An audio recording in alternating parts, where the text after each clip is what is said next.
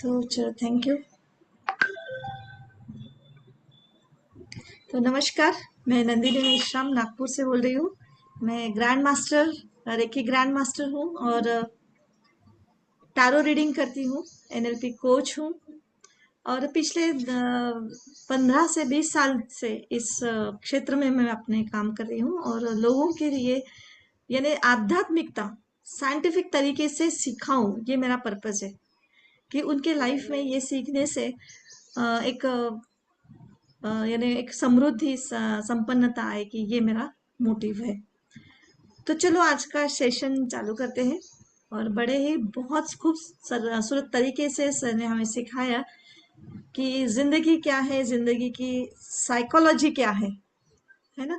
तो जिंदगी की साइकोलॉजी से हम यानी सीखेंगे, तो जैसे जैसे हम सीखते जाएंगे तो वैसे हमारी एक फिलॉसफी, जिंदगी की फिलॉसफी जिसमें हम सीखेंगे तो एक यानी जीना आसान हो जाता है, और कितना इजीली हम ये सब देख रहे हैं, तो ये समझ में आ जाता है। तो वैसे देखा जाए, जीरो से स्टार्ट करो तो सही में हम अपनी जिंदगी को समझते हैं क्या? तो इस पर ध्यान देना बहुत जरूरी है। और हम सबको कितना फील होता है कि सही में लाइफ क्या है, और क्या लाइफ में यानी जीवन में क्या कॉम्प्लेक्स है, या फिर सही में कॉम्प्लेक्स है, या फिर हम क्रिएट कर रहे हैं, पता नहीं। लेकिन हम इतने बिजी हैं जिंदगी की जीने की तैयारी करने में, कि हमें जिंदगी कैसे जीना चाहिए, इसकी क्या साइकोलॉजी है, ये समझ में ही नहीं आता है। और हम ऐसे ही भाग रहे, जैसे सब जन भाग रहे तो हम भी भाग रहे। लेकिन कुछ समय अगर अपने पास इसमें निकालें अपने लाइफ में, कि लाइफ को ऑब्जर्व करें, तो हम खुद को ये नहीं पता चल जाएगा कि हम कैसे हैं, और हम कैसे लाइफ जी रहे हैं।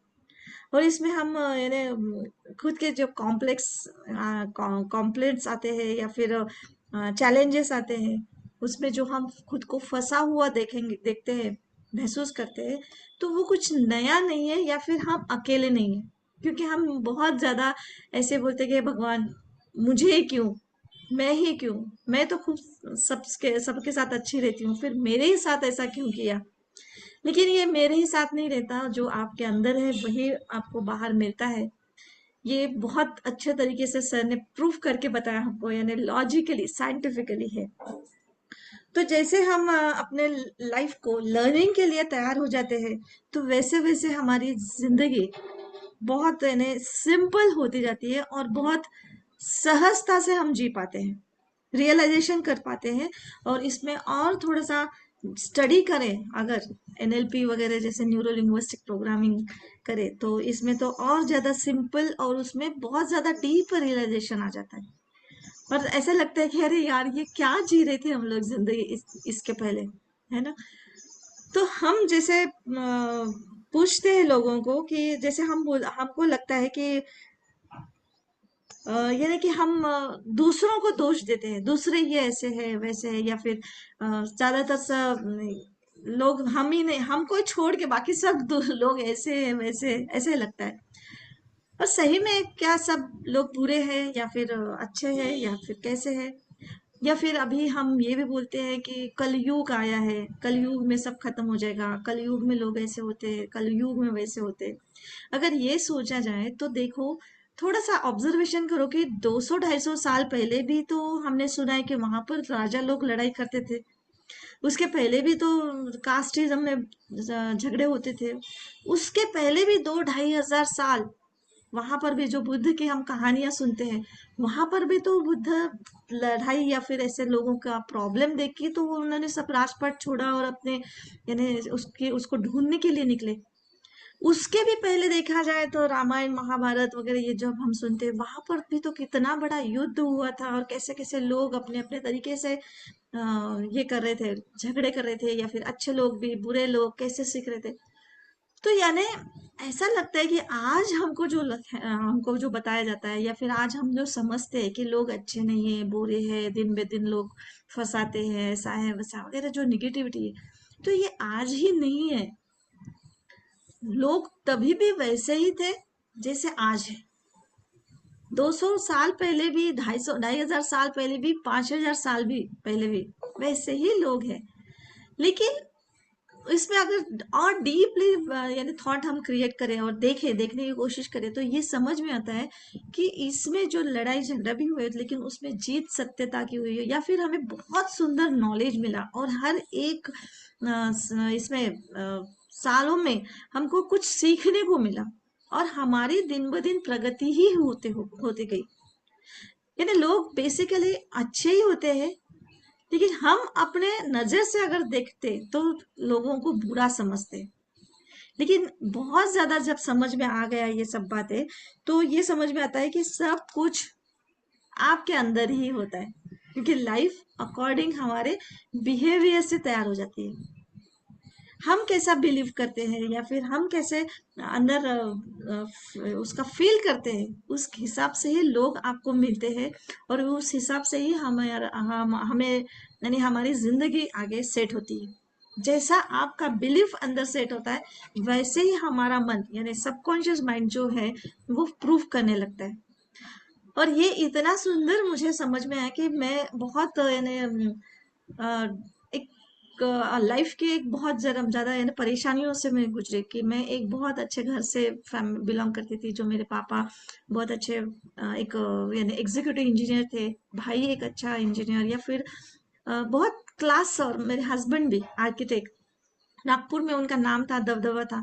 ऐसे घर से मैं आई, और एक दिन ऐसे यानी हो गया कि मेरे हस्बैंड की डेथ हो गई अचानक। और उसके पहले मैं इतनी सिंपल थी कि मुझे घर के नौकर से भी बात करने के लिए मैं डेयरिंग नहीं कर पाती थी, या उनसे काम नहीं करवा पाती थी। तो ये तो बाहर के लोगों का तो पता ही नहीं था मेरे को। और अचानक से हस्बैंड गए, तो सब कुछ बदल गया। अब मुझे ही उन्होंने कमा के तो बहुत रखा था, लाखों करोड़ों रुपए कमा के रखा था, प्रॉपर्टी बहुत कमा के रखी थी, लेकिन वो हैंडल मुझे नहीं करना आया। और वो सब पूरा जीरो नहीं तो माइनस हो गया, यानी कर्जे में मुझे यानी फंसाया गया हमारे रिश्तेदारों ने। और वैसे ही फिर यानी सब पूरा जीरो हो गया सब। अब कैसे करूं, मेरे को दो बच्चियां हैं, उनको मैं कैसे संभालूं, कैसे उनको, उनका एजुकेशन होने का था, 9वीं में और एक 11वीं में थी। तो मुझे तब ऐसा लगता था, मैंने जैसे सुना कि जैसे आप सोचते हो वैसे ही आप बन जाते हो, वैसे आप करते हो वैसे ही आपको यूनिवर्स देता है, वगैरह वगैरह। तो जब मैं सोचती थी अंदर कि अरे मैं तो एक भोली भाली हूँ, मैंने तो कभी किसी को फंसाया नहीं, या फिर मैंने कभी किसी को बुरा काम नहीं किया, या फिर कुछ भी ऐसा ये नहीं काम किया कि मेरे साथ ऐसा हो, फिर भी ऐसा कैसे हो गया मेरे साथ, कुछ नहीं, ये सब बताने की बातें हैं, ऐसा मुझे लग रहा था। लेकिन जैसे जैसे मैंने एनएलपी किया, सर का क्लास किया, फिर और एक लैंडमार्क फोरम है, उसमें मैंने बहुत यानी ऐसे यानी धुन सी था सवार थी, और वहां पे मैंने काम किया, और फिर मैंने अपने अंदर ही देखा कि मेरे अंदर ऐसा क्या है कि जो ऐसे मेरी लाइफ हो गई इतने यानी हाई लेवल की थी, लेकिन मैं रास्ते पर आ गई थी। यानी लाइट बिल कैसे भरूं, किराना कैसे भरूं, ये यानी प्रॉब्लम मेरे सामने था। सर का भी क्लास किया, तो मैंने अपने गहने बेचकर क्लास किया था। तो ये सब मैंने डीपली स्टडी किया और उस पर एक्शन लिया, और मैंने अपना दृष्टिकोण बदला जीवन के प्रति देखने का, और काम किया अपने आप पर, लोगों पर नहीं। लोग जैसे हैं वैसे हैं। उन्होंने फंसाया तो उनको, उनके विरुद्ध में ना पुलिस स्टेशन में गई, ना वकील किया, ना कुछ भी नहीं किया।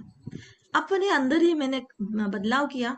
धीरे धीरे धीरे टाइम लगा, 7-8 साल लगे, लेकिन आज वो पोजीशन पर आई हूं मैं कि करोड़ रुपए जैसे गए, तो करोड़ रुपए कमाने की अपने में धमक रखती हूँ मैं अभी, और वो भी घर के अंदर। और लोगों के लाइफ में कुछ बदलाव, अच्छा बदलाव जो मेरे लाइफ में आया, वैसे ही उनको प्रॉपर तरीके से समझाकर उनको अपने लाइफ में लाना, ये मेरा अभी मिशन बन गया।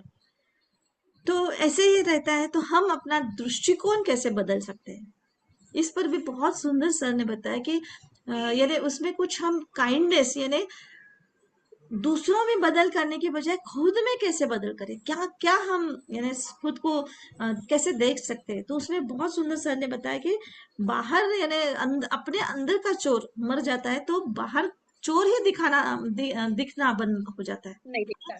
हमको लगता है कि बाहर के लोग चोर हैं, लेकिन नहीं, हमारे अंदर ही कहीं ना कहीं तो भी निगेटिविटी है। तो मेरे अंदर निगेटिविटी ये थी कि मैं एक लेडी हूँ, तो मैं लेडीज लोग नहीं कर सकते, इतने करोड़ रुपए नहीं कमा सकते, मैं तो बेचारी हूँ, मुझे तो नहीं समझ में आता।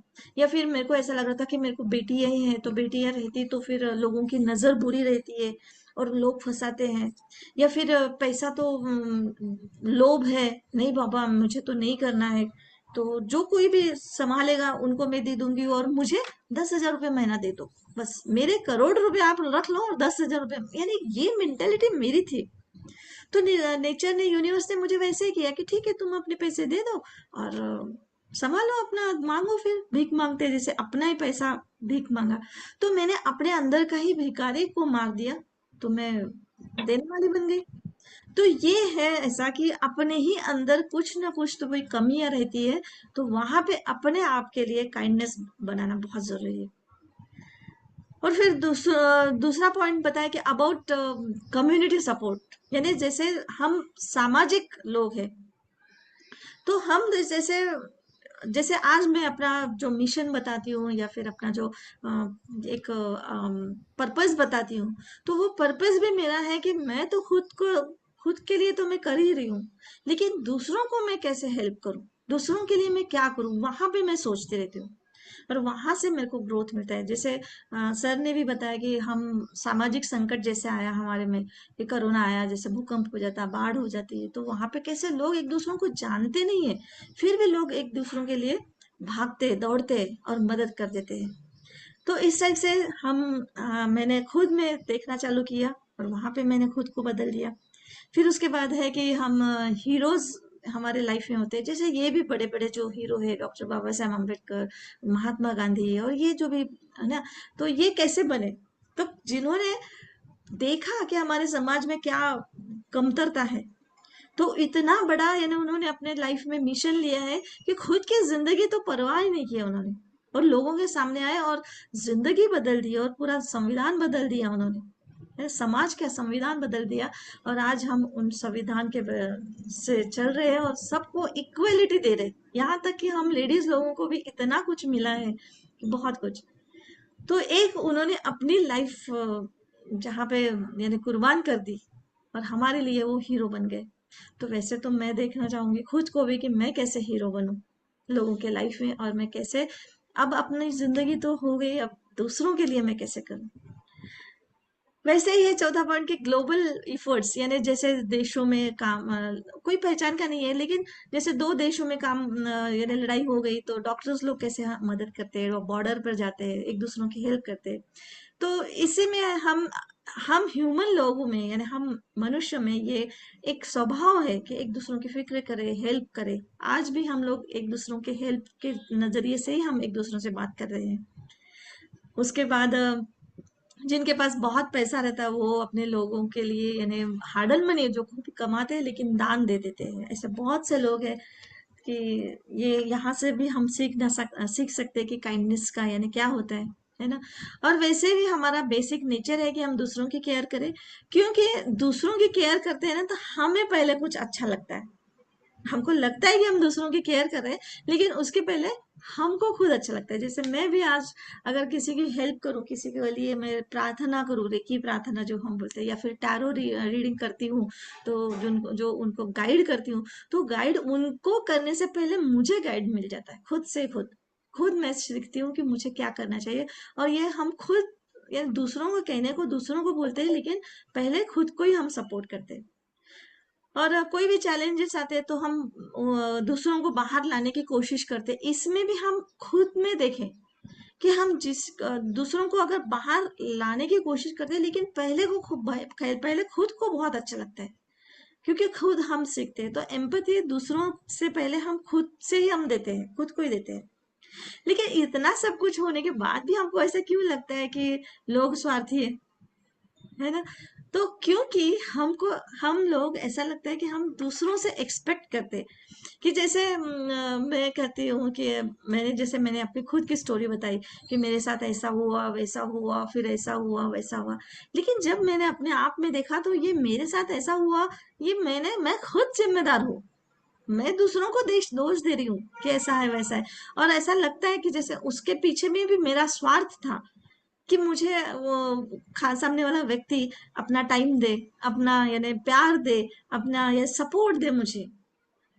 तो वो क्यों देगा? वो अपने आप को खुद को करना पड़ेगा ना, उसको पहले खुद को तो बचाना पड़ेगा, लेकिन उसके पास नहीं होगा तो नहीं देगा मेरे को। और नहीं देने में या फिर देने में उसने, या फिर अपने कुछ प्रॉब्लम में वो फंसा होगा और उसने कुछ हो गया नहीं जो मुझे नहीं बता सकता था, और मुझे लग रहा है कि फंसा दिया। लोग ऐसे होते हैं, लोग स्वार्थी है, लोग बुरे होते हैं। लेकिन नहीं, लोग जो अपने परसेप्शन से बहुत सही रहते हैं, तो खुद के लिए नहीं तो वो खुद ही खुद के लिए नहीं तो हम भी अपने अंदर सेल्फिश है, स्वार्थी है। और ये जब हम अपने आप को खुद को अंदर देखते हैं ना, तब बहुत जीवन आसान होता है, क्योंकि तभी मैं उसको माफ कर पाई। और मैं बोलती हूँ कि मैं माफ कर पाई, लेकिन माफी मांगने का या माफ करने का भी ये भावना है, ये एक, और वो जीने का तरीका मुझे आया है। या फिर वो माफ हम किसी को करते हैं या फिर किसी से माफी मांगते हैं तो हमें कैसा फील होता है अंदर से, ये समझने के लिए सामने एक आदमी तो चाहिए, एक व्यक्ति तो चाहिए कि जिसे हम माफ करें या फिर माफी मांगे। और ये अगर सामने वाला व्यक्ति हमको कुछ अपना एक अपॉर्चुनिटी देता है ये फीलिंग फील करने के लिए, तो वो कहीं ना कहीं तो खुद को उसको गलती करना पड़ता है, या फिर कहीं ना कहीं उसको मानना पड़ता है। और ये कितना बड़ा एक यानी उसका अहम उसका यानी दान करना पड़ता है उसको, है ना, या फिर अपने आप को खो देना पड़ता है, बुरा बोलना पड़ता है खुद को। तो ये कितना यानी उसका यानी सरेंडरनेस है, ये मुझे समझ में आया। और जब ये समझ में आया ना, तो ऐसा लगा कि भगवान, तुमने जो मुझे दिया, बहुत कुछ दिया, बहुत कुछ दिया, और सब कुछ भूल गई मैं, और सब कुछ यानी नए तरीके से स्टार्ट हो गई फिर से। और जैसे ये समझ में आ गया, वैसे ऐसे बूम से अपनी यानी जिंदगी ऊपर चली गई रॉकेट के जैसे। तो ऐसे ही है कि हमको लगता है ये हमारा है परसेप्शन कि वो हमें टाइम नहीं दे रहा है, वो हमें ऐसा नहीं, वगैरह वगैरह, और इसके लिए उसको हम स्वार्थी बोलते हैं, सामने वाले को। लेकिन जब हमें ये अपना जीवन डीप में हम अपने अंदर देखते हैं, तो सबसे बड़े स्वार्थी तो हम खुद ही है, ये समझ में आ जाता है। तो और ये भी अगर बोलो कि कोई डूब रहा है पानी में और हमें तैरना आ रहा है, तो हम उसे बचाते हैं, और लोग हमारे गले में हार डालते हैं कि इसने बचाया, इतने बताया, कितना महान आदमी है, महान आदमी है। लेकिन नहीं, ये भी हम अपने खुद के लिए करते हैं, क्योंकि हमको तैरना आ रहा है, और हम दूसरों को डूबता हुआ नहीं देख सकते। और अगर हमें तैरना आ रहा है और हम किनारे पे खड़े हैं और चुपचाप से देख रहे हैं, तो इससे बड़ा पेन हमारे दिल में और कुछ नहीं। खुद ही खुद को बोलेंगे कि अरे क्या तू आदमी है, क्या तू ऐसा है, तू ये कर नहीं पाता। तो यहाँ पर हम अपना काइंडनेस दिखाते हैं, और ये काइंडनेस दिखाने के लिए भी हमको यानी वो मदद करना पड़ता है, और वो खुद के लिए, उसके लिए भी हम स्वार्थी है। ये बात जब समझ में आई ना, तो ऐसा लग रहा है कि बाप रे, कितना अभी तो दूसरों को दोष देना ही हम भूल गए, यानी दोष दे ही नहीं सकते, है ही कहाँ दोष। और जो दोष देना है तो सब मेरे ही अंदर है। तो मैं खुद को वहां पे देखूंगी, ये मैं जो भी कर रही हूँ वो सब खुद के लिए कर रही हूँ, खुद के अच्छे के लिए कर रही हूँ, खुद को काइंड दिखाने के लिए मैं कर रही हूँ। इतना सुंदर है। और यहाँ पर भी सर ने बताया काइंडनेस के कुछ स्टेजेस है, तो कैसे कि सबसे पहले तो आपके लिए कोई काइंड नहीं यानी दयालुपना नहीं दिखाएगा, क्योंकि उसको आइडिया ही नहीं कि आपका क्या पेन है, या फिर वो ऑब्जर्व ही नहीं कर रहा है कि आपका पेन क्या है, आपके पेन को यानी दुख को वो अंडरस्टैंडिंग नहीं कर रहा है। या फिर जो समझते हैं तो थोड़ा कुछ समझ सकते हैं कि हाँ मुझे समझ में आता है, लेकिन वो फील नहीं कर पाएगा। फील तो हम खुद ही खुद का पेन ये कर पाएंगे, ये खुद यानी ये नेचर ने हमें बनाया ही ऐसे है कि हम खुद ही खुद का पेन फील कर सकते हैं, हमारा पेन दूसरा समझ सकता है। समझना और फील करना, इसमें बहुत जमीन आसमान का फर्क है। तो मुझे क्या दर्द हो रहा है ये मैं ही समझ पाऊंगी, लेकिन मैं अपनी बच्चियों का भी दर्द नहीं समझ पाऊंगी, लेकिन फील नहीं कर पाऊंगी कि क्या कर रही है वो। तो ये इतना जबरदस्त है, और जहां आप फील कर रहे हो, तो वहां कुछ ना कुछ आप करने की धमक रखते हो, या फिर इच्छा रखते हो, कर रहे हो। लेकिन इतना इससे भी आगे कि जो यानी कुछ खुद को अगर पेन आ रहा है, खुद पेन में है, तो वो कंसर्न इतना यानी उनको डीप में जाता है कि खुद का कंफर्ट छोड़ के वो दूसरों का पेन फील कर लेते हैं और उसके लिए काम करते हैं। ये बहुत ही सुंदर है कि हमारे खुद के लिए हमारा पेन या कंफर्ट सामने वाले के पेन से कंफर्ट से ज्यादा इम्पोर्टेंट है, और ये बहुत नेचुरल है। लेकिन इससे ऊपर जाने वाला बुद्ध बनता है कि जो जिसके लिए यानी अपना पेन और अपना कंफर्ट इससे भी ज्यादा दूसरों का कंफर्ट और पेन ज्यादा इंपॉर्टेंट रहता है। तो वो बुद्ध बन जाते हैं, सब अपना छोड़ छाड़ के यानी लोगों के लिए वो देते हैं। तो इतना सुंदर है। तो सबसे इसमें तो बहुत ज्यादा लर्निंग है कि फ्रीडम ये सबसे इम्पोर्टेंट है। हम बोलते हैं कि हम प्यार कर रहे हैं, प्यार कर रहे हैं, लेकिन उससे भी ज्यादा फ्रीडम ये भावना बहुत ऊपर की है। जैसे हम अपने बच्चों को भी बोलते हैं, अरे हम प्यार करते हैं इसलिए तो नजर रखते हैं। अरे प्यार करते हैं तो नजर रखने की जरूरत ही क्या है? छोड़ो। पेट के अंदर का बालक हमारा हमारा बच्चा हमारा नहीं हो सकता है कि अंदर उसको हम थोड़ी बता देंगे अरे हाथ पर मत हिला, मुझे दर्द हो रहा है। तो नहीं सुनता है, तो वो बाहर आने के बाद क्या सुनेगा? तो उसकी अपनी एक जिंदगी होती है, अपनी एक लर्निंग होती है। ये बहुत सुंदर मुझे यहाँ पर समझा, और मैंने ये खुद को यानी यहाँ पर ट्रांसफर किया। और दूसरा एक है कि एवरीथिंग अफेक्ट्स एवरीथिंग, यानी हर चीज एक दूसरों को प्रभावित कर रहे हैं। पूरा यूनिवर्स ये एनर्जी से है, और जो भी हम खुद खुद फील करते हैं वो फीलिंग ये ब्रह्मांड में जाता है, और ये फीलिंग ब्रह्मांड में और जो लोग हैं सेम एनर्जी फ्रिक्वेंसी मैच हो जाती है, और हमारी फीलिंग उनको मिल जाती है। और इसमें जो इनर चाइल्ड मेडिटेशन बताया सर ने कि हमारी जो फीलिंग है, जो बचपन की फीलिंग है, जहाँ हम बहुत मासूम थे और बहुत यानी अल्लड़ थे, तो वहां पे हम अपनी कैसे फीलिंग क्रिएट करते थे, कैसे हम रहते थे, कैसे मस्त रहते थे, वो फीलिंग आज यहाँ तक हमें पहुंचाई कि जहाँ हमने कुछ किया है लाइफ में। और उस मोमेंट में तो हमको पता भी नहीं था कि हम ये कर सकेंगे या नहीं कर सकेंगे, कुछ भी पता नहीं था। लेकिन वहां के वो भोलेपन की एनर्जी आज भी हम जीतते हैं, या फिर यहाँ तक बिना सोचे समझे भी आज तक यहाँ तक पहुंचे। बहुत कुछ सुख दुख होगा हमें। तो अगर हम आज अच्छी फीलिंग क्रिएट करेंगे वही भोलेपन की, वही यूनिवर्स की मर्जी की, तो हम कहाँ से कहाँ पहुंच सकते हैं यार, है ना?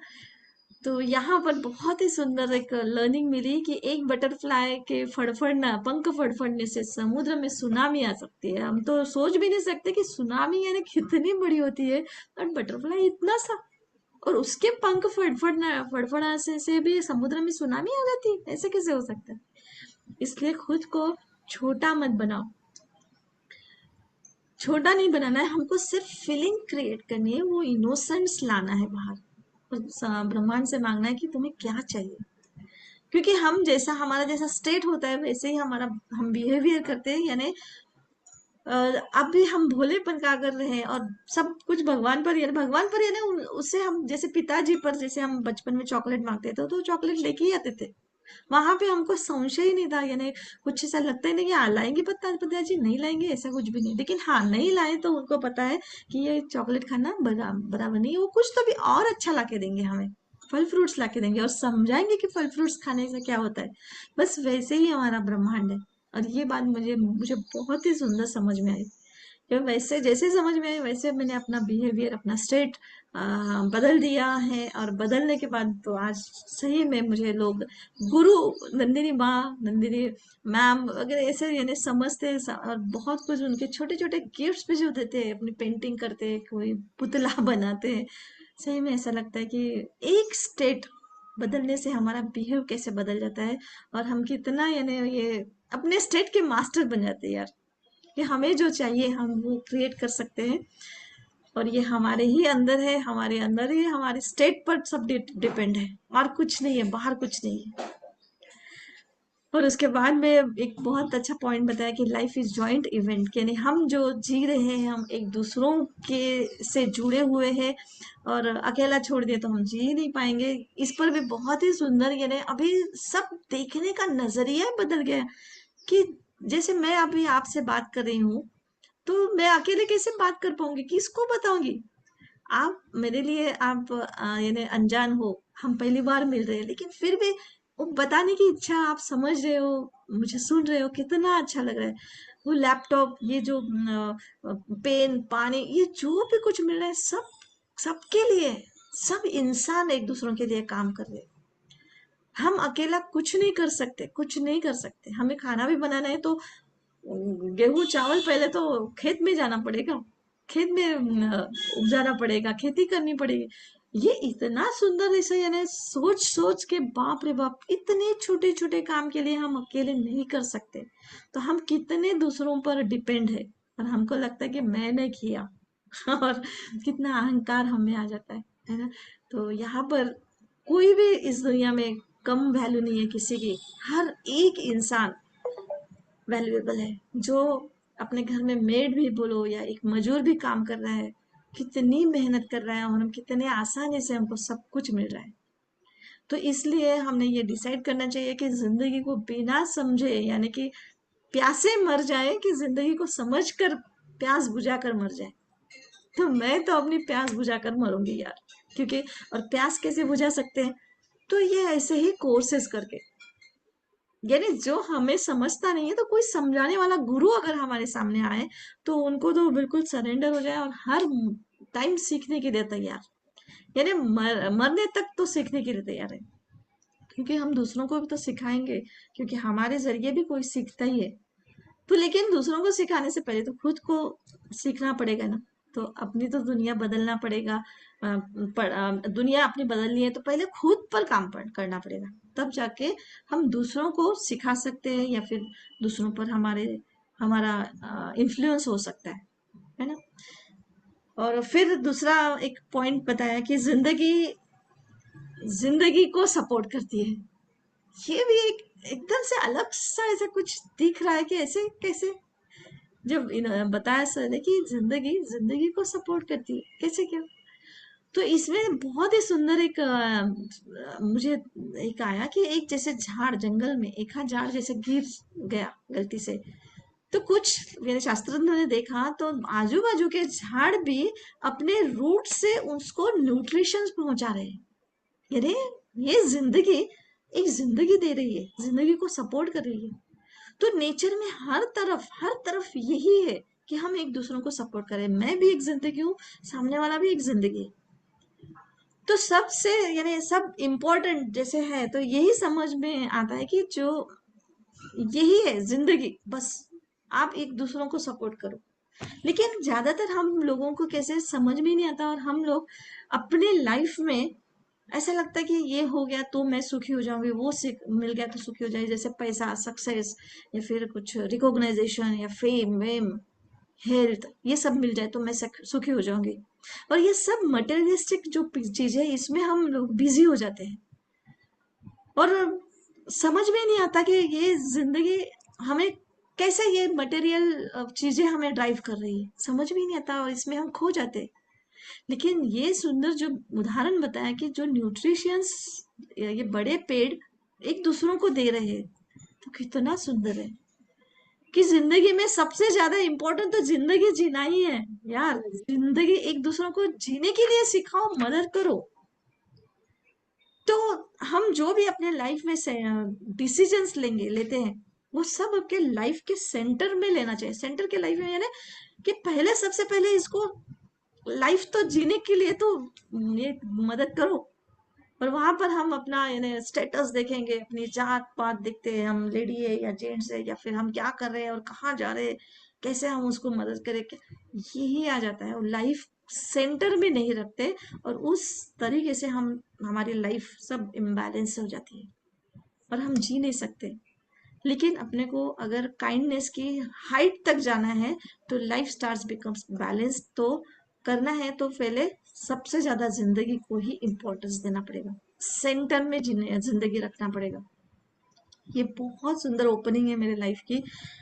तो जहां पर भी, जैसे अभी बोलते हैं कि चोरी भी किया तो उसको हम गुनाह बोलते हैं, तो ठीक है, उसके पहले उसने चोरी क्यों की, क्या उसकी जरूरत थी, ये सोचना बहुत जरूरी है। और उसके बाद फिर उसको जो भी पनिशमेंट देना है वो कितनी जरूरी है और क्यों जरूरी है, समाज के लिए बोलो या फिर किसी को, यानी बुरी बातें कैसी होती है ये बताने के लिए भी। तो ये मुझे बहुत सुंदर तरीके से है कि अभी मेरे हाथ से मुझे नहीं लगता कि मैं किसी से इनजस्टिस कर पाऊंगी। तो पहले मैं लाइफ सेंटर में रख के बता देखूंगी।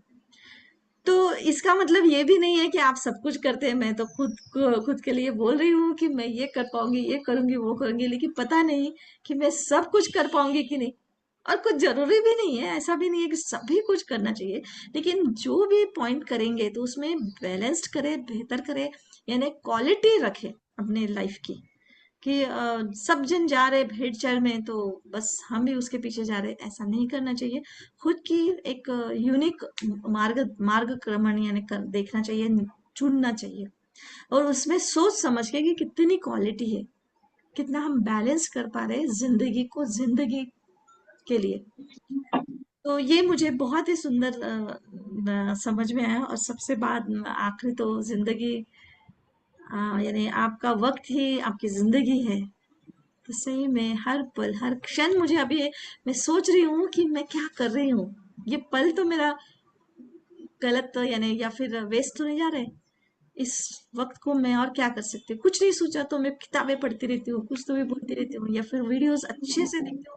और हर वीडियो में जब देखती हूँ तो मैं समझती हूँ कि इसमें मुझे क्या लर्निंग मिलेगी, मुझे क्या सीखना है। सिर्फ देखना है इसलिए नहीं, हाँ मनोरंजन के लिए भी देख रही हूँ, ये भी मैं जागरूक रहती हूँ कि मैं मनोरंजन के लिए देख रही हूँ। तो इतना अवेयरनेस आ गया, और इसकी प्रैक्टिस प्रैक्टिस अंदर में प्रैक्टिस हो गया है, नीचे बस और कुछ अंदर नहीं तक। है। है ना? तो आपका वक्त ही आपकी जिंदगी है, और कोई आपको मांगता है, वक्त मांगता है, तो वो आपकी जिंदगी मांगता है। ये बात हमेशा ध्यान में रखते हुए अपना वक्त बिताना चाहिए। बहुत बहुत ही सुंदर लर्निंग मिली। और बहुत बहुत धन्यवाद, आपने शांति से इतना टाइम आपने सुना मुझे। और सर का भी बहुत बहुत धन्यवाद। Thank you very much. बहुत अच्छा प्रेजेंटेशन था नंदी मैम, सुपर। बस मन कर रहा था सुनते ही रहे आपको लेकिन टाइम है तो थोड़ा सा ये लग रहा था कि हम और दीपाली जी भी कुछ फीलिंग शेयर कर पाए तो वरना आपको सुनते ही रहे। थैंक यू, थोड़ा थोड़ा टाइम ज्यादा हो गया, लेकिन थैंक यू कोई वेरी बात नहीं है, चलिए। नहीं नलिनी मैम, चलिए, बहुत अच्छा लगा सुन के, और आपने बहुत अच्छे से प्रेजेंटेशन दिया और बहुत ही अच्छे भावुक होके आपने पूरा डेप्थ में समझाया। Thank you. फुल मार्क्स मेरी तरफ से मच। थैंक सब यू। चीज में। चलो तो आप बताइए अभी। चलिए, तो मैं बताऊं कुछ। अब हमको हमको लगता है हम लोग का 12 बजे तक खत्म हो जाएगा ना शायद। तो हम लोग के पास मुश्किल से 15-20 मिनट जो भी है, तो मैं शॉर्ट में कुछ कोशिश करती हूँ बताने की, है ना। अब काफी कुछ डिटेल में तो नंदी मैम ने बताया ही, बट चलिए एक तो स्टार्टिंग मैं करती हूँ कि जैसे मैम ने बताया कि लाइफ इटसेल्फ लाइफ है ना, जिंदगी में सबसे इम्पोर्टेंट जिंदगी ही है। और हम लोग इसी चीज को भूल जाते हैं। जैसे अभी वो एग्जाम्पल दे रहे थे ना, पेड़ वाला रूट्स उनको नरिश कर रहा है, तो वैसे ही मुझे एक एग्जाम्पल याद आया कि अगर हम लोग सनफ्लावर को कभी देखे हैं, हम लोग बगीचे में, कभी किसी ने देखा है सनफ्लावर को? तो जब सनफ्लावर, अगर जैसे अभी सन नहीं निकला है हमारे यहाँ, अभी क्लाउड्स हैं, रेनी सीजन चल रहा है, ठीक है। तो सनफ्लावर क्या करते हैं कि वो तो सन से ही लेते हैं ना अपना भोजन पानी। तो जब उनको रोशनी नहीं मिलती है सनफ्लावर्स को, तो ऐसे तो वो सन की तरफ होते हैं, बट जब सन नहीं होता है तो वो सब एक दूसरे की तरफ फेस कर लेते हैं ऐसे, और वो एक दूसरे को एनर्जी ट्रांसफर करते हैं अपने जिंदा रहने के लिए। मतलब वो कोऑपरेटिव हमें लर्न करना चाहिए कि हम लोग तो एक दूसरे से छीनने पे लगे होते हैं कि उसको वो ना मिले, है ना। इम्पोर्टेंस भी मुझे मिल जाए, कुछ मटेरियलिस्टिक चीज है तो वो भी मुझे मिल जाए, नेम फेम भी मुझे मिल जाए, मतलब अगर उसको मिल रहा है तो हम उसमें बैरियर इंसान डालता है मोस्टली। और एक फ्लावर है जो दूसरे फ्लावर को जिंदगी ट्रांसफर कर रहा है। सो जब मैंने उस फ्लावर के बारे में सुना और उसको महसूस किया, तो मतलब उसके बाद से मेरा नजरिया, मैं ये नहीं कहूँगी मैं पूरी चेंज हो गई, बट मेरा नजरिया चेंज हो गया। वो चीजें मुझे याद आती, तो अभी ये एग्जाम्पल मुझे बहुत अच्छा लगा कि मैं बता दूं कहीं मैं भूल ना जाऊं इसलिए। तो अब हम लोग जैसे कि अगर उनके वेद जी की लाइफ फिलोसफी जो हम लोग ने क्लासेस किए, तो उसको अगर हम लोग लेके चलते हैं, तो हम लोग यही समझते हैं ना कि हम लोग जिंदगी को मतलब समझना ही नहीं चाहते। और रियली सुबह से रात तक हम लोग उठते हैं तो सिर्फ बिजी बिजी बिजी। अभी घर का ये काम करना है, बच्चों को भेजना है, हस्बैंड का करना है, उसका करना, मतलब सोचने के लिए भी वक्त नहीं है कि हम कैसे जिंदगी को जिए। और ऐसे ही हम लोग का साल दर साल बीत जाता है। मैं सच बताऊं कि अगर हम जब वकेशंस पे जाते हैं ना, कहीं पे छुट्टी मनाने, देश या विदेश कहीं पे भी, तो वहां पे हम बहुत शांति से नहीं जी पाते हैं। वहां पे भी हमारा कुछ ना कुछ टेंशन, वो रूटीन चलते रहता है। अच्छा अच्छा उठना है, अच्छा अभी घूमने जाना है, अच्छा अभी सुबह ये कर ले, अच्छा वो कर ले। तो मतलब हम उसको पूरी तरह से रिलैक्स होके शायद हम सब लोग कम ही इंजॉय कर पाते हैं। तो ये आज समझ आया वो 5 डेज में कि हम थोड़ा जिंदगी को आगे नहीं पकड़े नहीं, थोड़ा स्थिरता से उसको समझे भी, उसको जिए भी, है ना। नहीं तो जिंदगी सच में छूट जाएगी और लास्ट में वही रिग्रेट्स होगा कि हम जिंदगी को जी ही नहीं पाए। तो उन्होंने अपने दृष्टिकोण को चेंज करने के लिए बहुत ही अच्छे से वेद जी ने बताया कि हम लोग के हैं कि रेंडमली हम लोग के काइंडनेस के एक्ट हो जाते हैं, है ना। जैसे कि वही भूकंप, आई थिंक कि बाढ़ आ गया या कुछ आ गया, नहीं मतलब रेंडमली, जैसे कि उन्होंने जो चोर वाला एग्जांपल दिया था कि वो संत और चोर है ना, तो संत के अंदर का जब चोर मर गया और फिर जब कोर्ट में जज पूछते हैं तो कहते हैं कि जब मेरे अंदर का चोर मर गया तो मुझे कोई बाहर चोर ही नहीं दिखाई पड़ता। तो हमें काइंडनेस आ जाती है अपने आप, वो रेंडमली आती है लाइफ को जीते हुए। दूसरा है कि अबाउट कम्युनिटी सपोर्ट, कभी भी कुछ अनहोनी होती है, जैसे कोरोना आ गया, बाढ़ आ गया, भूकंप आ गया, या कोई वॉर में समथिंग कुछ हुआ, तो बहुत सारे लोग जो है निस्वार्थ भाव से सेवा करते हैं, जाके अपनी मनी को देते हैं या उनकी कुछ फिजिकली करते हैं, जैसे भी मतलब वो सेवा करते हैं। तीसरा है कि हीरोज एग्जिस्ट। हम लोग को लगता है ना, कई बार दुनिया में बहुत सारी चीजें ऐसी होती है अनएक्सपेक्टेड, कि कोई आके सचमुच में हीरो या कहेंगे ना गॉड आके उस चीज को कर जाता है। जैसे कोई बच्चा पानी में डूब रहा है, कोई दूसरा आके उसको निकाल दिया, या कोई भी ऐसी घटना अनहोनी होती है तो हम सोच नहीं पाते हैं कि मतलब गया सब कुछ खत्म, बट कहीं से कोई यूनिवर्स पावर आती है और वो चीजें वापस से एग्जिस्ट हो जाती हैं। तो रियली हीरोज एग्जिस्ट, तो वो चीजें भी फील होती हैं। तीसरी चीज है कि global efforts, fourth I think. तो ग्लोबल एफर्ट्स में बताते हैं जैसे कि अभी वॉर चल रहा है जगह जगह, तो जो डॉक्टर्स होते हैं या रेड क्रॉस सोसाइटीज हैं या बहुत से ऐसे एनजीओ या समथिंग जो भी चीजें हैं जो सेल्फलेसली लोगों को सपोर्ट करते हैं। बेसिकली डॉक्टर्स जो है वो ये नहीं देखते कि वो किस कंट्री का है, युद्ध जीत रहा है या हार रहा है, या मतलब हमारे क्या बोलेंगे दुश्मन का है। वो उनका ट्रीटमेंट वैसे ही करते हैं जैसे कि एक इंसान का करना है, ठीक है, वहां पे वो भेदभाव नहीं करते। फिर इन्होंने बताया था कि जिनके पास बहुत ज्यादा पैसा होता है ना, वो लोग भी एक टाइम के बाद अपने उस पैसे को चैरिटी करते हैं या अपनी कहेंगे ना सेवाओं को चैरिटी करते हैं। जैसे आप सब लोग कर रहे हो, सपोज मान ली नन्नी मैम कर रहे हैं, दीपाली जी आप कर रहे हैं, तो आप लोगों में जो भी क्वालिटीज है, जो भी चीजें हैं, तो आप निस्वार्थ भाव से लोगों की सेवा में लगे हुए हैं कि लोगों का भला हो जाए, उनके जिंदगी में भी ये सारी चीजें मिल जाए। तो जो इन्होंने फिलोसॉफी जो भी पॉइंट दिया, रियली इस तरह के लोग अब दुनिया में हम देख पा रहे हैं कि कैसे वो एग्जिस्ट कर रहे हैं। फिर कहते हैं ना कि लोगों में इम्पैथी होनी चाहिए। रियली पहले इम्पैथी वर्ड्स मुझे समझ में नहीं आता था कि इम्पैथी होती क्या है।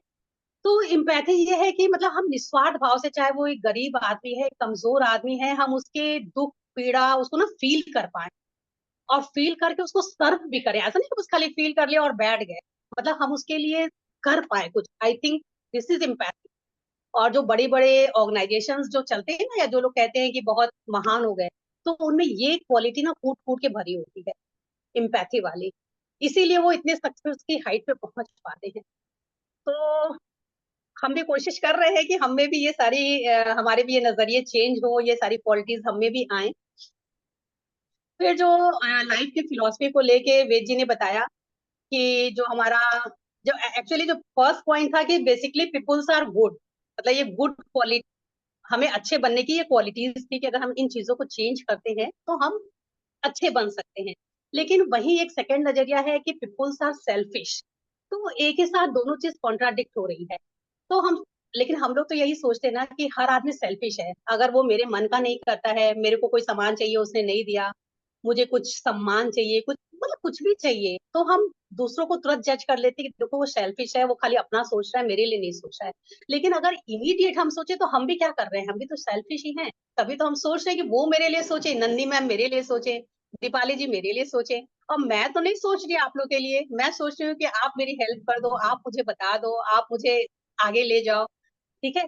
तो बेसिकली हर एक इंसान जो है वो सेल्फिश है, ये चीज मुझे बहुत क्लियर हुई। और मेरा ये नजरिया था ना, मेरा तो बहुत ही नजरिया था कि मैं जज करती थी कि देखो वो तो ऐसा है, वो बंदा तो ऐसा है ना, और मैं बड़ी अच्छी हूँ।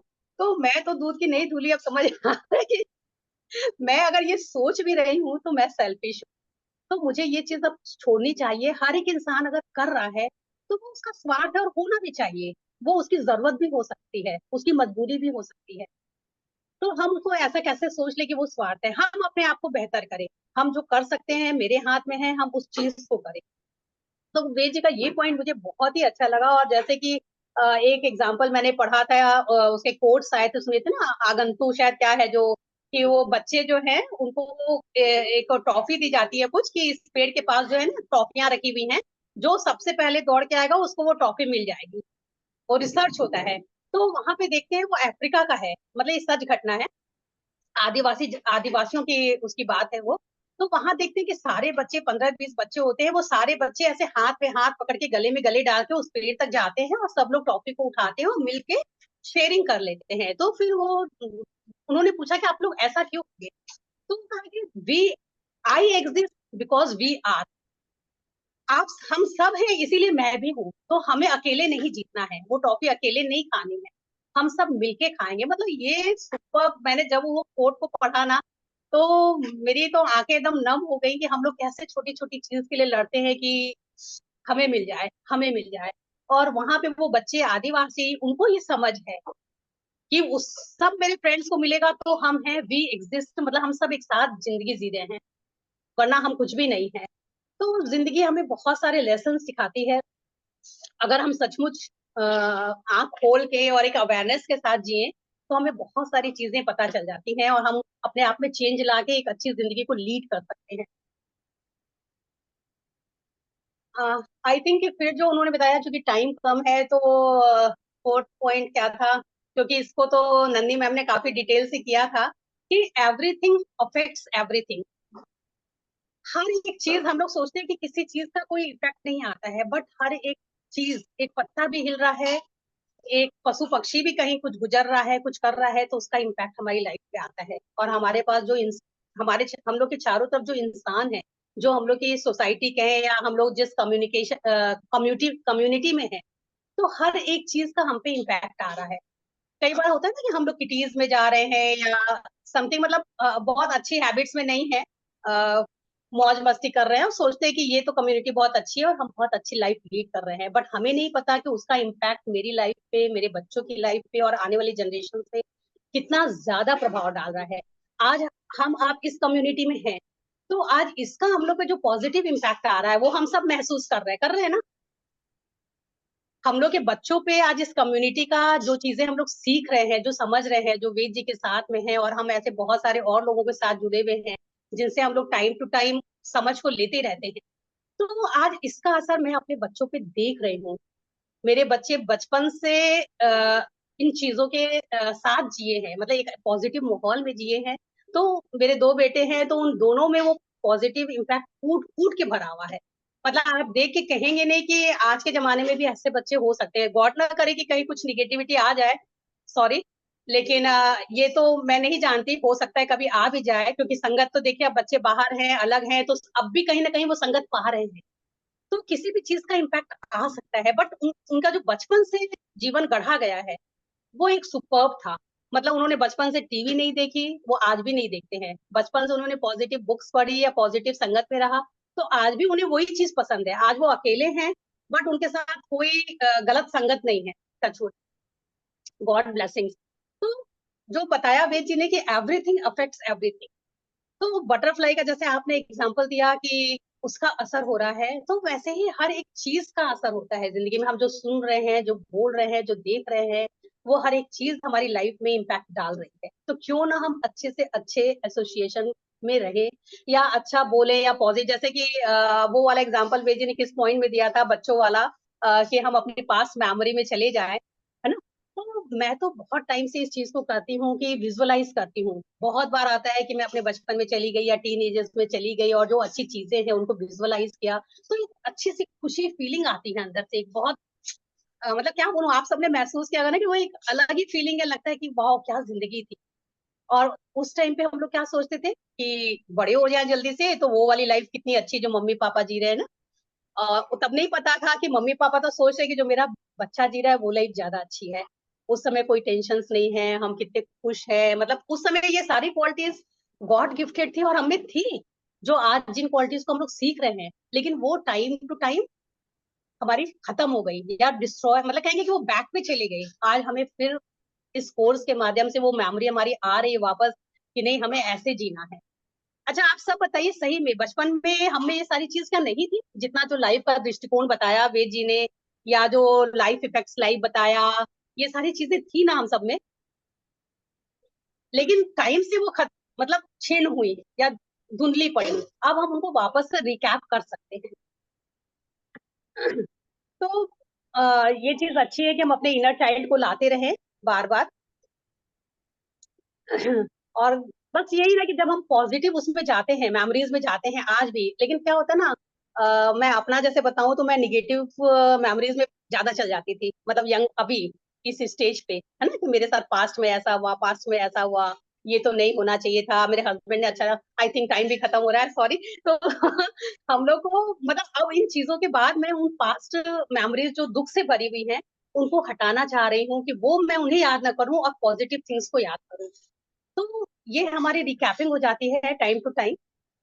आई थिंक फिर life is a joint event, तो बहुत अच्छे से नंदी मैम ने बताया ही, जैसे अभी हम लोग सारे एग्जांपल देख ही रहे हैं, है ना, कि हम लोग ज्वाइंटली अगर एग्जिस्ट करते हैं, जो अभी वो वाला एग्जांपल था, तो हम आगे बढ़ते हैं, चाहे वो सनफ्लावर वाला एग्जांपल था, चाहे वो बच्चों वाला एग्जांपल था, तो सब मिलके ही आगे बढ़ सकते हैं। बोलते हैं ना एकता में शक्ति है।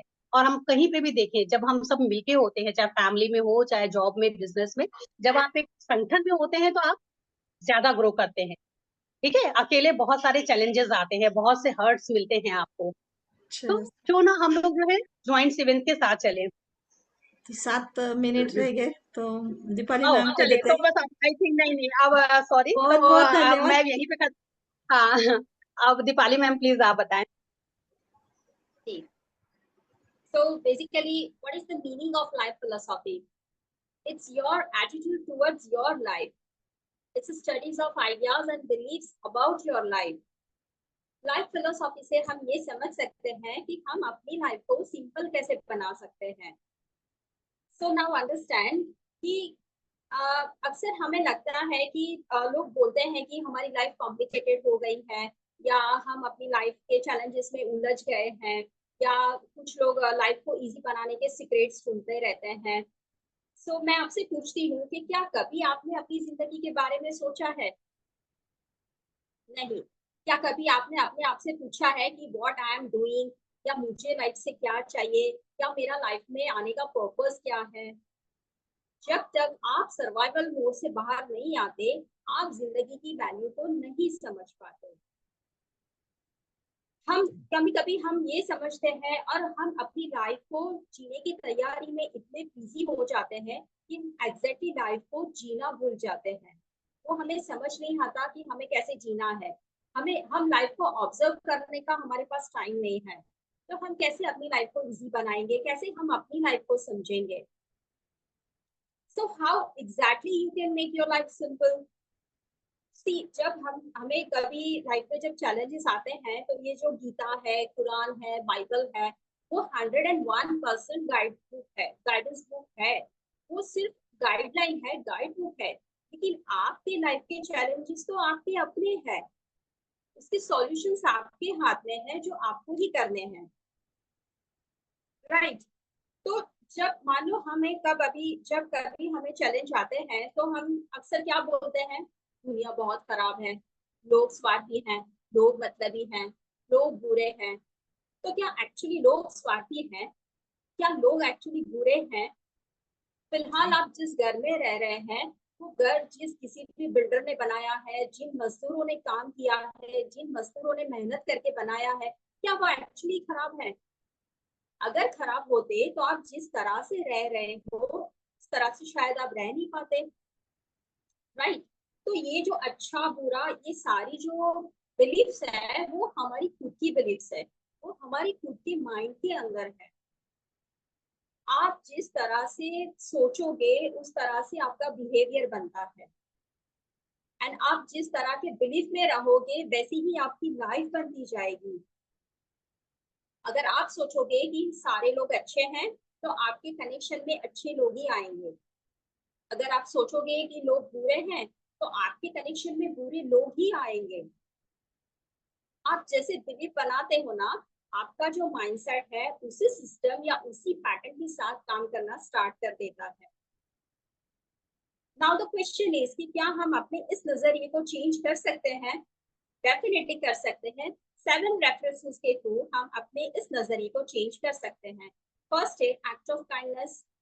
कुछ लोग दुनिया में अच्छे हैं, जैसे आप कभी कॉर्पोरेट ऑफिस जाओगे, कभी किसी बिल्डिंग या मॉल में जाओगे, अगर लिफ्ट ऊपर जा रही है आप पहुंच पा रहे हो तो कोई ना कोई आपके लिए लिफ्ट का वो डोर रोक के रखता है, right. So it's an act of kindness, लोग अच्छे हैं। सेकेंड है कम्युनिटी सपोर्ट।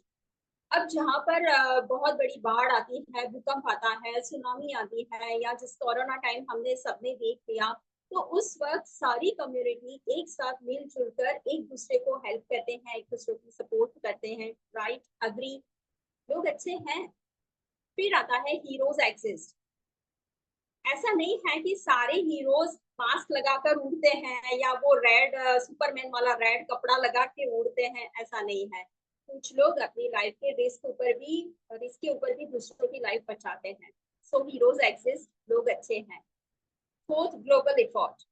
जब 2 कंट्रीज में वॉर होते हैं तब वहां पर जो भी सोल्जर हर्ट होता है तो वहां पे जो रेड क्रॉस होती है एक है, और जो भी डॉक्टर्स होते हैं वो किसी भी सोल्जर को ट्रीट करते हैं, उनको ट्रीटमेंट देते हैं। वो ये नहीं सोचते कि हम किस कंट्री से बिलोंग करते हैं या सामने वाला सोल्जर किस कंट्री से बिलोंग करता है। सो अच्छे लोग हैं। Fifth, philanthropy. जिसके पास काफी सारी वेल्थ है, जो बहुत ही पैसे वाले अमीर लोग हैं, वो लोग भी अपने पैसे कहीं ना कहीं दान करते हैं, ट्रस्ट में देते हैं, एनवायरमेंट के प्रोटेक्शन के लिए पैसे देते हैं। सो लोग अच्छे हैं। Six, innate altruism. ये क्या है? कुछ ना कुछ बच्चों की तरह केयर करते हैं। सी जैसे बच्चे टॉय शेयर अपना करते हैं उस हिसाब से बच्चे की तरह केयर करते हैं। सो अच्छे लोग हैं। And last, people have empathy. लोग एक दूसरे की भावनाओं को समझते हैं, एक दूसरे को जब कोई हर्ट होता है तो उन्हें मलहम लगाते हैं, जब कोई अपनी लाइफ का चैलेंज फेस कर रहा होता है तो कुछ लोग हैं जो उन्हें उस चैलेंज के बाहर निकालने में उनकी हेल्प करते हैं, उनको सपोर्ट करते हैं। सो बेसिकली लोग अच्छे हैं। ये क्या है actually? People are their own behaviours. हम लोगों के बिहेवियर्स को देखते हैं, उनके इंटेंशंस को नहीं देखते। हम लोगों की बिहेवियर पैटर्न्स को समझ लेते हैं जल्दी से, लेकिन उनके इंटेंशंस को जल्दी समझ नहीं पाते, right. So people are basically selfish and it's natural. इतना एक्ट ऑफ काइंडनेस, इतना रेफरेंसेस है, इसके बावजूद भी हमें क्यों लगता है कि लोग स्वार्थी हैं? क्यों हम बोलते हैं कि लोग सेल्फिश हैं? बिकॉज ये हमारा परसेप्शन है कि जब कभी हमें जरूरत होती है कि लोग हमें टाइम दे या हमारे लिए सेम एफर्ट्स लगाए या हमें पैसे दे या रिलेशन दे, और उस पर्टिकुलर मोमेंट पे जब हमें वो नहीं मिलता है तब हमें लगता है कि लोग सेल्फिश हैं, राइट। जब हमारी खुद की एक्सपेक्टेशन फुलफिल नहीं होती है तो हम जज कर लेते हैं कि दूसरे सेल्फिश हैं।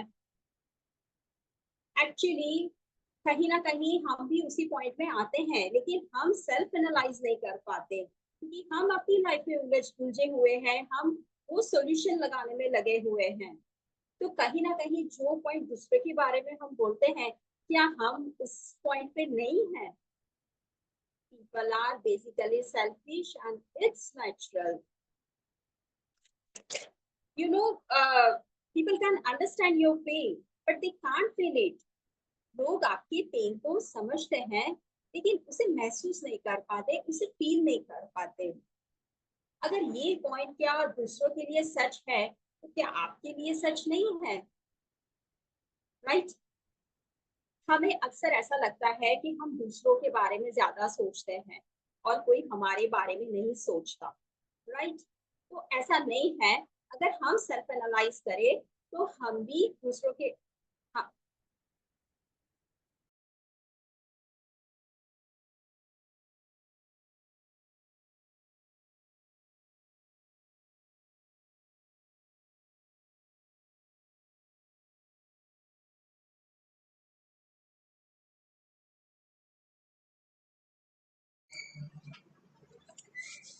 दीपाली जी, आपका बहुत ही सुंदर प्रेजेंटेशन हो रहा था, लेकिन अधूरा रह गया, सॉरी।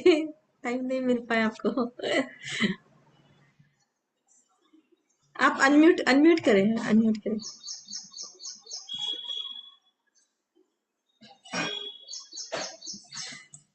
आप म्यूट है। मैम मुझे पूरा टाइम नहीं मिला, वरना मैंने सारे पॉइंट्स कवर कर रखे थे। रात के 2 बजे तक मैंने पूरा रेडी करके रखा था अपना प्रेजेंटेशन। बहुत ही आपका एक एक पॉइंट यानी इतना सुंदर था ना कि पर मैं कंप्लीट कर नहीं पाई। कोई बात सर नहीं आप दीपाली, आप एक काम सर करिएगा, आपकी आप तरफ से एक, रिकॉर्डिंग हो रहा है ना? हाँ अभी हो रही है रिकॉर्डिंग, यस। ओके ओके ठीक। तो दीपाली जी एक काम करेंगे, आप एक पर्सनल मीटिंग शेड्यूल करके आप ग्रुप में शेयर करिएगा।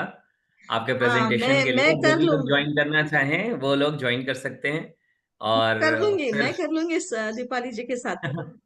मैं अपने क्या जूम पर बात और है। अपने यूट्यूब पर भी डालूंगी फिर। क्या बात है, क्या बात ये है। सुंदर शेयरिंग थी।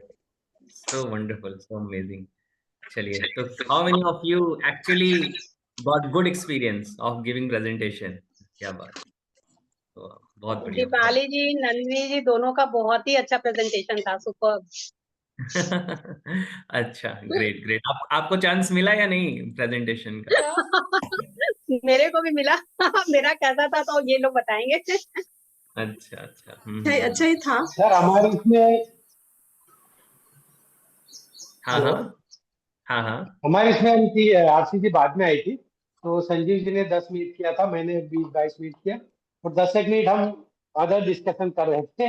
रिन्यूएबल अच्छा एनएलपी अच्छा के बारे में संजीव जी को बता रहे थे कि क्या चेंज आया। तो मैं शुरू रखूं बात सर, कुछ कहना चाहता हूँ। हाँ हाँ, प्लीज प्लीज संजय जी बोलिए। हाँ, तो ये मतलब ये जो हमारे 4-5 दिन का जो जर्नी था बहुत ही अमेजिंग रहा। पीछे जो 3 हुए हमारे सक्सेस, हेल्थ, वेल्थ और मनी और इनर स्ट्रेंथ, उससे भी मतलब ये बहुत ही इम्पोर्टेंट था। लाइफ फिलोसॉफी और जीवन के बारे में बहुत कुछ जाना, बहुत कुछ सीखा, बहुत कुछ क्लियरिटी आ गई। और सेंटर में हमें क्या रखना है, बहुत अच्छी तरह से किसके ऊपर फोकस रखना है, मैंने समझ लिया है। और किस तरह से हम लोगों के जीवन में वैल्यू एडिशन कर सकते हैं, वो भी मैंने देख लिया कि लोग स्वार्थी नहीं, मैं भी स्वार्थी हूँ। ये पहली बार मुझे बहुत अच्छा लगा और इसका क्लियरेंस आ गया, ये समझ आ गई, तो बहुत ही अच्छा रहा। और वो चाइल्डहुड वाला जो मेडिटेशन था सही में मतलब लाइफ चेंजिंग था। उस समय मुझे भी रोना आ गया, एकदम बचपन में चला गया और अपनी लाइफ को, अपनी जर्नी को मैं देख पाया, बहुत ही अच्छा लगा। तो मैं कुछ मैं थोड़ा गीत भी गाता हूँ सर, तो एक कोर्स और एक गीत आपको 2-2 लाइन में सुनाता हूँ। श्योर श्योर, है बिल्कुल बिल्कुल। जिंदगी, है जिंदगी कितनी खूबसूरत, जिन्हें अभी ये पता नहीं है, कोई बहुत प्यार करने वाला, कोई बहुत प्यार करने वाला, जिन्हें अभी तक मिला नहीं है। है जिंदगी कितनी खूबसूरत, जिन्हें अभी ये पता नहीं है। मतलब जिंदगी बहुत खूबसूरत है, लेकिन जिनके जीवन में कोई प्यार करने वाला नहीं मिला है, तो वो इसको समझ नहीं सकते, उन्हें पता नहीं है। तो हमारे जीवन में आप जैसे मेंटर है, आप जैसे लोग हैं, इतनी बढ़िया कम्युनिटी है, तो बहुत ही मतलब जिंदगी खूबसूरत हो गई है। और एक कोट्स में बताना चाहूंगा, मैं आज सुबह ही मैंने पढ़ा, इंसान ने भगवान से पूछा आपके प्रेम में और मेरे प्रेम में क्या अंतर है। इंसान ने भगवान से पूछा आपके प्रेम में और मेरे प्रेम में क्या अंतर है।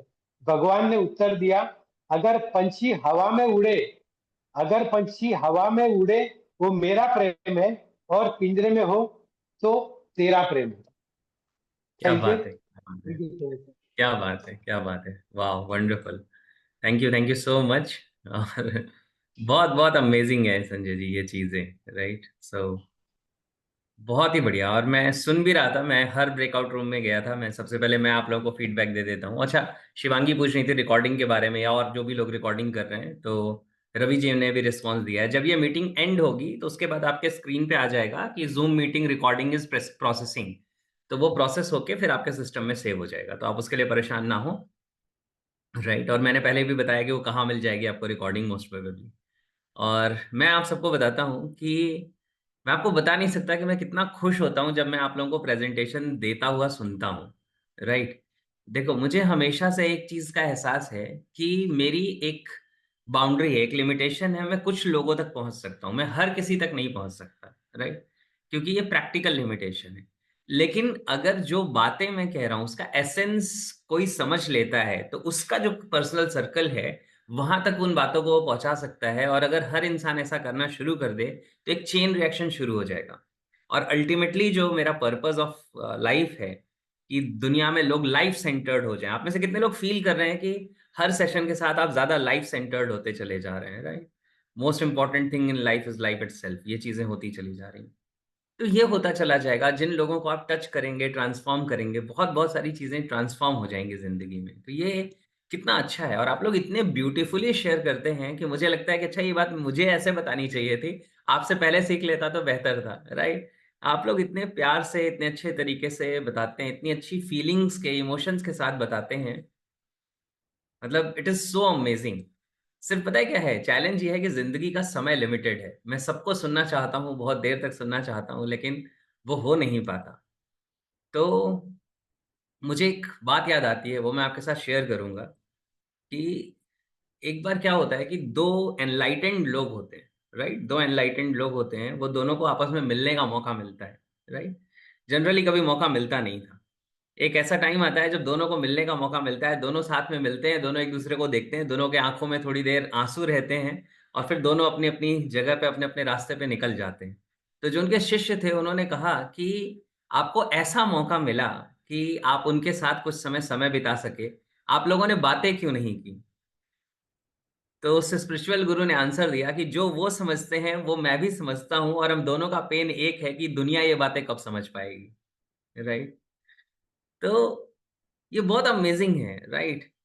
तो हो सकता है कि बहुत इंटरेक्शन का मौका ना मिले, बहुत ज्यादा कन्वर्सेशन का मौका ना मिले, लेकिन अगर हम अपने पर्पस पे हैं तो वी और are in the right direction, हम राइट डायरेक्शन में मूव कर रहे हैं, ठीक है। तो जो आपको मिल रहा है वो आप ये समझिए कि आपको बांटने के लिए मिल रहा है। आप अपनी जिंदगी में उतारिए और शेयर करिए जैसे आप कर रहे हैं। And it is so amazing. मैं हर किसी को सुनता हूँ, हर किसी का, देखिए, प्रेजेंटेशन बेहतर हो रहा है, ये सब हो रहा है, ये तो बिल्कुल सरफेस लेवल पे तो ये सारी चीजें, लेकिन गहराई में क्या हो रहा है कि आप ट्रांसफॉर्म हो रहे हैं। You are becoming a better version of yourself. कितने लोग ये बिलीव करते हैं, कितने लोग ऐसा फील होता है कि डे बाई डे आप बेटर बन रहे हैं, राइट। और मैं आपको बताता हूँ कि जैसे जैसे आप अपनी जिंदगी में ग्रो करेंगे, बेटर होंगे, आपका ईगो डाइल्यूट होना शुरू हो जाएगा। आपको कास्ट से कोई फर्क नहीं पड़ेगा, आपको रिलीजन से कोई फर्क नहीं पड़ेगा, आपको लैंग्वेज से कोई फर्क नहीं पड़ेगा, आपको बाउंड्रीज से, नेशन से कोई फर्क नहीं पड़ेगा। आप इंसान को इंसान की तरह देख पाएंगे, राइट। अभी हमें इंसान इंसान दिखाई नहीं देते, ठीक है। उनके टैग्स दिखाई देते हैं, उनका डेजिग्नेशन दिखाई देता है, उनकी चीजें नजर आती हैं, उनका मनी नजर आता है, उनका मटेरियल नजर आता है। हम इंसान में इंसान को नहीं देख पाते। इन सब सेशंस में जो बहुत बड़ा डिफरेंस आता चला जाएगा वो यही है कि हम जिंदगी के ज्यादा क्लोज आ जाएंगे, हमारी जिंदगी वर्थ लिविंग हो जाएगी, क्योंकि हम जिंदगी को समझने लगेंगे, right. And I really hope कि आप सबके साथ ये हो रहा है। How many of you are feeling that? कितने लोगों को ऐसा लग रहा है, राइट। तो थैंक यू सो मच। और ये बहुत अच्छा है कि आप लोग इन चीज़ों में पार्टिसिपेट कर रहे हैं, आप इतने अच्छे तरीके से शेयर कर रहे हैं। तो हम अपने अंदर ट्रांसफॉर्मेशंस क्रिएट कर लें, हमारी सोच बदल जाए, हमारी थॉट प्रोसेस बदल जाए, हमारी लाइफ सिंपल हो जाए, हमारे कॉन्फ्लिक्ट्स रिड्यूस हो जाएं, हम लोगों को जो लोग जैसे हैं वैसे एक्सेप्ट करने लगे। इसका मतलब ये नहीं है कि आप विथड्रॉल में आ जाइए कि मैं कुछ करूँगा नहीं, या कहीं कुछ गलत हो रहा है तो मैं उसके लिए कुछ एक्शन नहीं लूँगा, मैं ये नहीं कह रहा। मैं ये कह रहा हूँ कि आप ज़िंदगी को ज़्यादा बेहतर तरीके से समझ जाएँ और वो करना शुरू करें जो करने की ज़रूरत है, right? So this is so amazing, और बहुत-बहुत प्यारा है ये सब कुछ। अभी जैसे मैं सुन रहा था सपम को, मैं जब उस ग्रुप में गया था, सपम बात कर रहे थे, तो मैंने वही बोला कि so much innocence is there, कितना इनोसेंस है, कितनी स्वीटनेस है, ये हर किसी के साथ है, सिर्फ़ उन्हीं की बात नहीं है, क्योंकि मैं जिस ग्रुप में जा पा रहा था, मैं वहीं सुन पा रहा था। तो मतलब इट इज़ सो अमेज़िंग। मैं जब किसी को सुनता हूँ, जब वो बताते हैं कि मेरा एटीट्यूड बदल गया, मेरा थॉट प्रोसेस चेंज हो गया, मेरा ज़िंदगी को देखने का नज़रिया बदल गया, तो मुझे इतना अच्छा लगता है कि जिस पर्पज़ के लिए मैं काम कर रहा हूँ, वो पर्पज़ सर्व हो रहा है, राइट? और it is just amazing. So thank you to you all, क्योंकि आप लोगों की वज़ह से ये सब हो रहा है, राइट? येस, अब सुन लेते हैं रवि जी कुछ कहना चाहते हैं। Yes Ravi ji.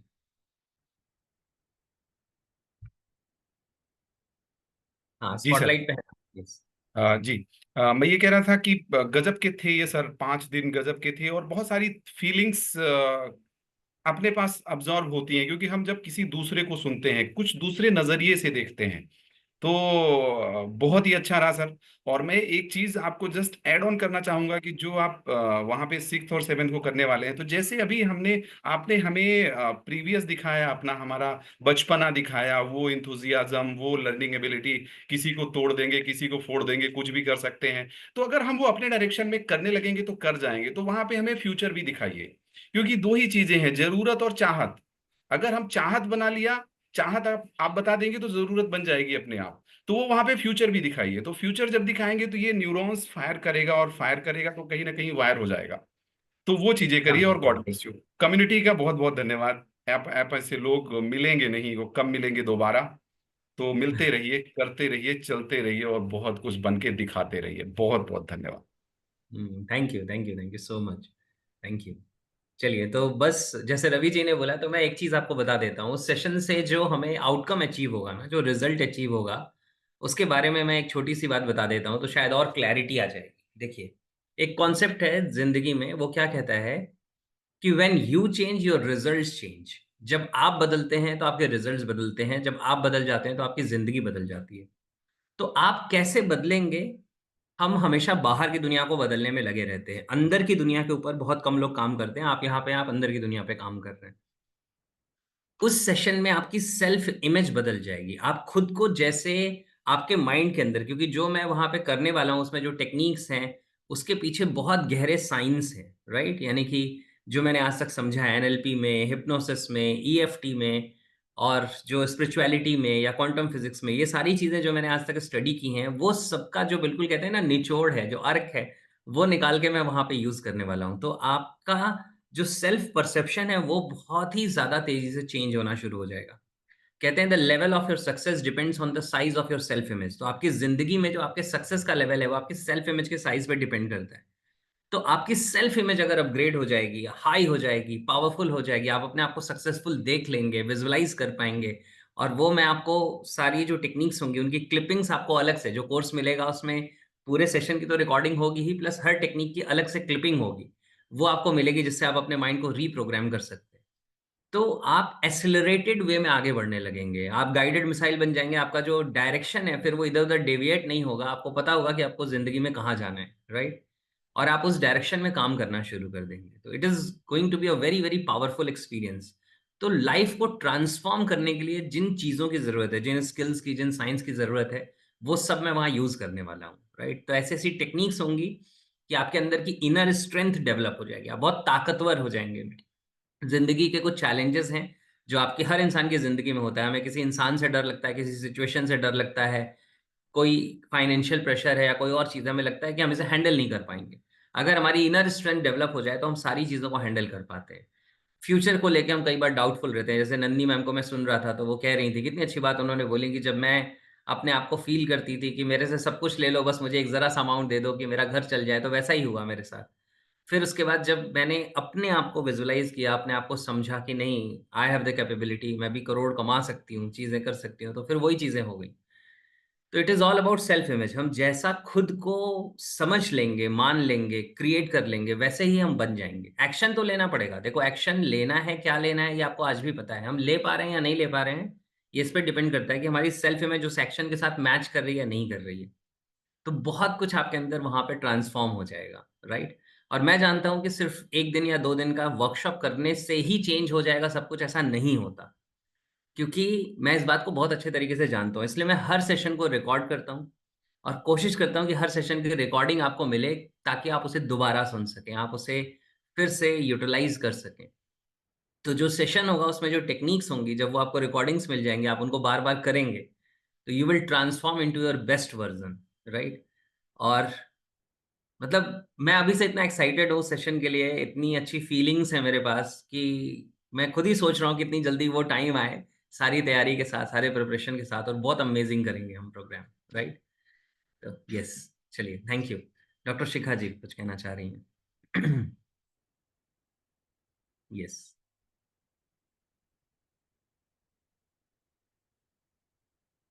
So hello everyone. और नो डाउट सर, सेशन बहुत अमेजिंग चल रहा है और सबसे बड़ी चीज कि वो जो ट्रांसफॉर्मेशन खुद के अंदर आ रहा है। जैसे मैं अभी घर जब गई थी तो वो बातों में, वो व्यवहार में वो चीजें हो रही हैं, तो क्वेश्चन आया कई जगह से कि क्या कर रही हो आजकल। तो वो बिल्कुल, अन्य आप क्या यूज कर रहे हो, आप क्या खा रहे हो, बता दो कौन सी चक्की का आटा खा रहे हो। तो मैंने कहा वो चक्की ना आपके पड़ोस में ही, आप चले जाओ, मैं तो फिर भी दूर हूँ। तो थैंक बिल्कुल। You so much sir. और ये जो सेमिनार होने वाला है उसके लिए मैं बहुत एक्साइटेड हूँ सर, क्योंकि 7-8 सेमिनार है और 9 को मेरी डॉटर का बर्थडे, तो मुझे पूरा इंतजार है कि मुझे दिल्ली आना है। क्या और बात है, अभी क्या सर ये ब्रेकआउट में जब हम लोग थे तो मुझे कुछ लाइनें याद आई जो मैंने अब से 20 इयर्स पहले लिखी थी। और मैंने उसको उस समय, क्योंकि कॉलेज टाइम था, वो हर बार नहीं होता था कि आपके पास A4 शीट कलरफुल मिलेगी, तो स्कूल की कॉलेज की किसी रजिस्टर में लिख के, पेपर काट के, और मैं दीवारों पे लगा लिया करती थी। तो वो 2 लाइनें थी। मनुष्य शून्य की खोज में, यानी पैसे के पीछे भागता है। मनुष्य शून्य की खोज में शून्य से शुरुआत करता है और शून्य में ही जाके विलीन हो जाता है। क्या बात है, क्या बात है। तो वंडरफुल, वंडरफुल। उस समय की अंडरस्टैंडिंग थी और अब लगता है कि उसके बीच में वो लाइफ तो कहीं भूल ही जाता है। बिल्कुल, क्या बात है। Thank you so wonderful. Much. चलिए great, thank you, thank you. Arjun ji को ले लेते हैं। सर ये सर, नमस्कार। नमस्कार। सबसे पहले तो मैं ये बता दूं कि मुझे आपके जो छोटे वीडियोस हैं, प्रेजेंटेशंस हैं, वो देख के इतना अच्छा लगता है कि कितना अच्छा आप बोल रहे हैं, कितना अच्छा आप शेयर कर रहे हैं और लाइफ में कितनी अच्छी मीनिंग आ रही है। मतलब जब एक इंसान अपने प्रोफेशन से फ्री हो जाता है, उसके बाद अगर अपने आप को वो इस तरह के क्वालिटी एंगेजमेंट्स में लगा ले, तो इससे अच्छा और क्या हो सकता है। सो बहुत बहुत अमेजिंग है। Yes. Thank you sir. Sir ये 4 दिन में तो मुझे ऐसा लगता है मेरी जिंदगी ही बदल गई है सर। ये सर, हम बुजुर्गों से भी सुनते थे कि दुनिया में कुछ अच्छे लोग हैं, उनकी बदौलत दुनिया चलती है, लेकिन वो हमें एक्सप्लेन नहीं कर पाते थे कैसे अच्छे लोग हैं क्या है। उसके बाद क्योंकि हम सुनते हैं कि यार ये सभी जगह चोर उचंगे हैं, कलयुग आ गया है, तो धीरे धीरे उनकी आवाज भी दब गई थी नीचे। तो इस सेशन से रियली अपने अंदर जो ट्रांसफॉर्म हुआ है। और दूसरा सर, जो आपने सेल्फिश का बताया कि ये नेचुरल है, तो अब हमें समझ में आने लग गई कि छोटे छोटे हमारे झगड़े होते थे भाइयों से, ये जमीन थोड़ी सी मेरी है, ये है, इन सबसे ऊपर उठ गए हैं सर अभी, क्योंकि इट्स नेचुरल। और फिर आपने बताया सर, सबसे इम्पोर्टेंट लाइफ में लाइफ है।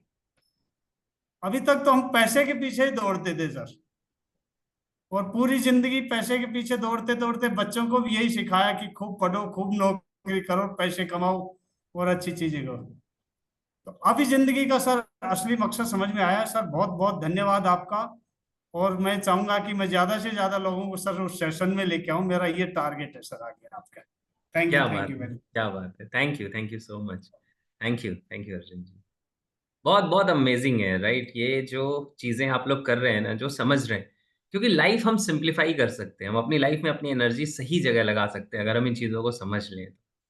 जी सर। और बहुत बहुत अच्छा है। मुझे ये ट्रांसफॉर्मेशन देख के कितना अच्छा लगता है। मैं मेरे पास वर्ड्स नहीं है बताने के लिए, so thank you so much. Yes, Saba ji को सुन लेते हैं। यस सबा, प्लीज बताइए। हाँ जी सर, बहुत जबरदस्त था आज का सेशन, और आज के हमारे जी प्रेजेंटेशन भी। और बेला जी के लिए और डॉक्टर प्रतिभा जी के लिए बहुत बहुत ज्यादा शुक्रिया। हम रात के 2:30 बजे कनाडा में वो बैठी हुई है, और वो उनका जुनून है, उनका इश्क है कि वो इस चीज को ले लिए, और उन्होंने बहुत अच्छी बातें बताई। उन्होंने कहा कि इंसान को बच्चा बन जाना चाहिए, तो वाकई अगर हम बच्चा बन जाएंगे ना, तो वो हमारे अंदर से वो जो सेल्फिशनेस है, या जो हमारे अंदर एक्सपेक्टेशंस है, असल में हम ना एक्सपेक्टेशन में फंस जाते हैं। हम लोगों के साथ एक्सपेक्टेशन लगा लेते हैं, और खुद पूरी नहीं कर रहे होते हैं। तो यहाँ जो है ना वो चीज़ वो खराब हो जाती है, वो लाइफ को वहां जाके कॉम्प्लिकेटेड बनाती है। और डॉक्टर साहबा ने भी कहा कि हम जैसा सोच रहे होते हैं, हम वैसे ही बन जाते हैं। जैसा हम अपने लिए सोचते हैं ना, तो जैसे अगर हम अपनी सोच को अपने लिए अच्छा रखेंगे, तो हम अच्छा बनेंगे। अगर हम अपने लिए कॉम्प्लिकेटेड चीजें सोच रहे होते हैं, तो हम कॉम्प्लिकेटेड बनते जाते हैं। तो बाकी लाइफ में ऐसा है कि हम बहुत सारी जगह मुश्किल हो जाते हैं। तो इन सेशंस ने बहुत, ये वो सेशन थे ये जिसने बहुत ज्यादा चीजों को ओपन किया था, माइंड ओपन किया है। और मैं यहाँ आपके साथ एक बात शेयर करना चाहती हूँ कि इंसान को, जैसे आपने कहा ना, इंसान समझे मजहब से आप ऊपर चले जाते हैं, बालातर हो जाते हैं। बालातर तो नहीं होते, लेकिन जैसे आप इंसानियत को बड़ा समझते हैं। तो यहाँ मैं आपको, मेरी एक दोस्त है, थे बचपन में ना, तो हम 9th मैट्रिक हमने साथ किया था, फर्स्ट से मैट्रिक तक। तो वो हिंदू थी, आशा उनका नाम था। लेकिन जो जो उनकी जो दादी थी ना, वो बहुत अच्छी खातून थी।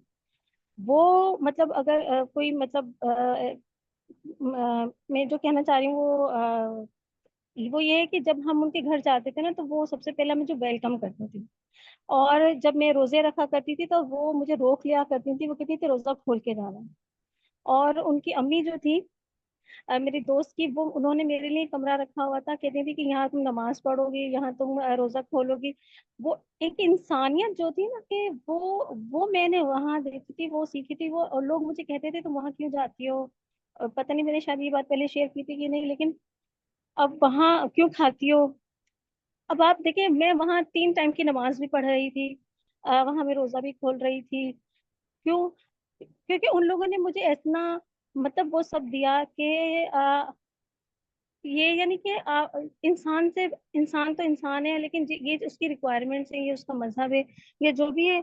लेकिन मेरी अम्मी और उनकी दादी और उनकी अम्मी, यानी तीनों खवातीन इतनी अच्छी खवातीन थी कि उन्होंने उन्होंने हम सब बच्चों को ना वो महसूस ही नहीं होने दिया कि मजहब भी कोई कॉन्फ्लिक्ट है, यानी कोई उसमें तसादुम है, कोई चीज है। तो वो हमने ना समझा ही नहीं उस चीज को।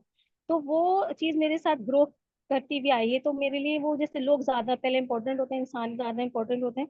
और उनकी जो दादी थी, वो एक वाइट साड़ी पहना करती थी, और इतनी प्यारी वो लगती थी। और वो बच्चों के सर पे हाथ रखती हुई चलती थी, सब उनको सलाम करते थे रास्ते में वो जब जाती थी। तो मैंने ना इंसानियत उनको देखा, इंसानियत में कि वो ना वो किस तरह से सबसे प्यार कर रही हैं। वो हर हर बच्चे, गली के मोहल्ले के लड़के थे, वो दादी दादी करके बात करते थे। तो हमने ना उस जमाने में इस चीज को समझ लिया था कि ये बड़े लोग जो होते हैं ना, वो ये होते हैं। दरअसल उन्होंने हमें ये एहसास ही नहीं होने दिया कि आपका मजहब अलग है, कि हमारा मजहब अलग है।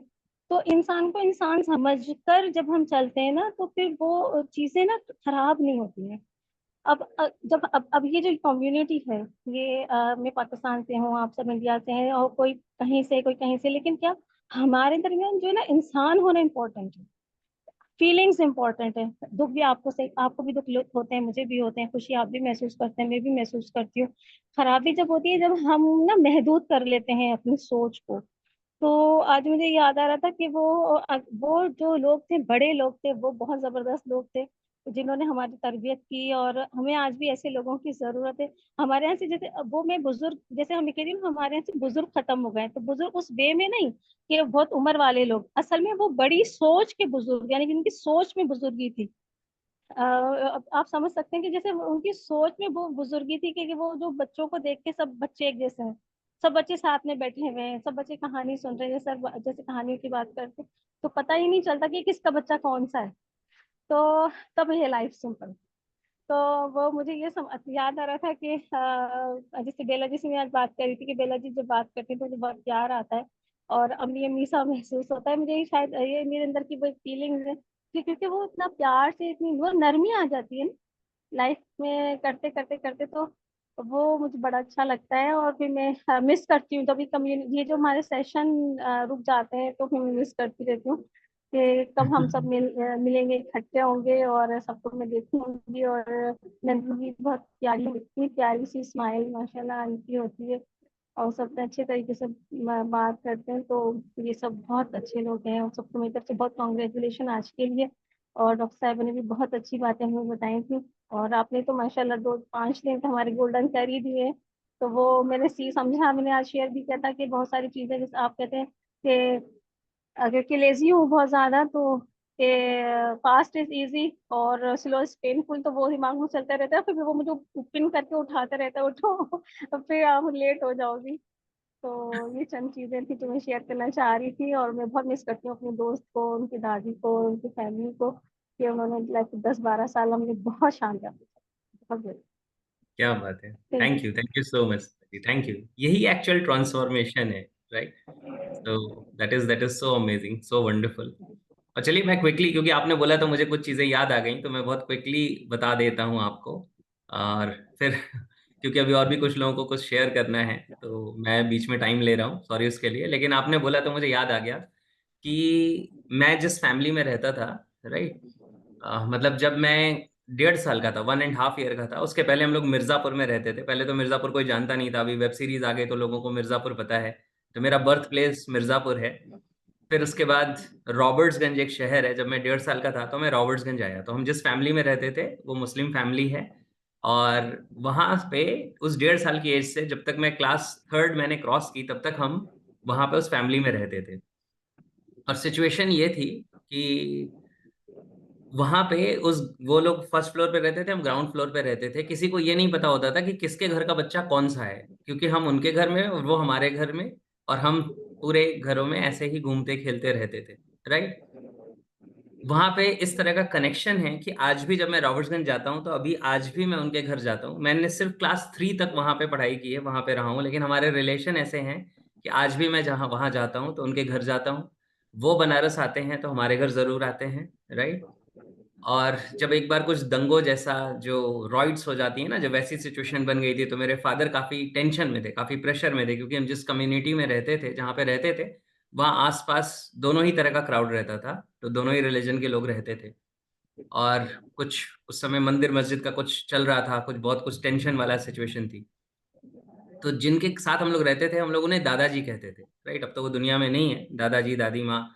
और फिर उसके बाद जो अंकल आंटी थे और उनके बच्चे थे। तो पापा बहुत टेंशन में थे कि हम यहाँ पे रहते हैं और यहाँ पे सभी कम्युनिटी के लोग हैं, और मुस्लिम कम्युनिटी थोड़ी उस समय शायद वहाँ पे ज़्यादा थी या कुछ और था। तो थोड़ा एक फियर रहता था कि कुछ दंगा हो गया, कुछ हो गया तो क्या हुआ, क्या होगा। तो दादाजी ने ये कहा कि पापा को कि अगर कोई भी ऐसी चीज होती है तो जब तक मैं जिंदा हूं तब तक कोई आप तक नहीं पहुंच सकता, राइट? तो पहले कोई अगर कुछ ऐसी चीज होती है तो पहले वो हमें फेस करेगा, फिर आपको फेस करेगा, राइट? तो क्या है कि ये पॉलिटिशियंस हैं, ये लोग हैं जो अपने लालच की वजह से इंसान को इंसान से लड़ाते हैं। ये ईगो का गेम है पूरा, जो रिलीजन का गेम है। हम किसी रिलीजन के नहीं हैं, हो सकता है मेरी बातें किसी को पिंच कर जाए, ठीक है ना? इंसान ने रिलीजन बनाए हैं, ऊपर वाले ने रिलीजन नहीं बनाए हैं, इंसानों ने बनाए हैं, राइट? तो हम एक्चुअली किसी भी रिलीजन को बिलोंग नहीं करते, हम सिर्फ इंसान हैं। रिलीजन तो हमने अपने माइंड के बिलीफ सिस्टम में डाला हुआ है, इसलिए हम किसी रिलीजन के हैं। और रिलीजन को यूज करने वाले लोग हमें आपस में लड़ाते हैं, टेंशन क्रिएट करते हैं, नफरत क्रिएट करते हैं, बाउंड्रीज क्रिएट करते हैं। अदरवाइज हर इंसान एक जैसा है लगभग, राइट? इंसान इंसान होता है। तो ये हम अपने माइंड में प्लांट कर लेते हैं, और इतने सारे टेंशन, इतने सारे इश्यूज, ये थोड़ी विजडम आ जाए, मैच्योरिटी आ जाए, तो हम इन सारी चीजों से बाहर हो जाएंगे, राइट? लेकिन ये जनरली लोगों को समझ नहीं आता। तो शायद मेरे लैंग्वेज में अगर सब आपको कुछ कुछ थोड़े उर्दू के वर्ड मिलते होंगे, तो उसका रीजन है वो मेरा बचपन उन्हीं साथ में उन लोगों के बीच में बीता है। तो मैं कई बार उर्दू के जो लफ्ज होते हैं ना, उनको सही प्रोनाउंशिएट कर पाता हूँ, तो उसका फायदा मुझे वहां से मिला हुआ है राइट?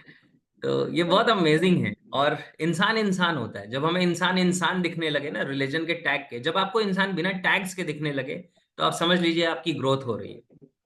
जैसे कई बार मुझसे लोग पूछते हैं तो कि कहीं बात होती है, कोई फॉर्म फिल करना होता है, कोई और बात होती है, रिलीजन की बात पूछते हैं, आप किस रिलीजन के हो, तो मैं कहता हूँ रियलिटी तो ये है कि मैं किसी रिलीजन का नहीं हूँ, लेकिन हाँ ठीक है, एक हिंदू फैमिली में बॉर्न हुआ हूँ इसलिए आप फॉर्म पे लिख सकते हैं, otherwise I do not belong to any religion, मुझे उससे कोई लेना देना नहीं।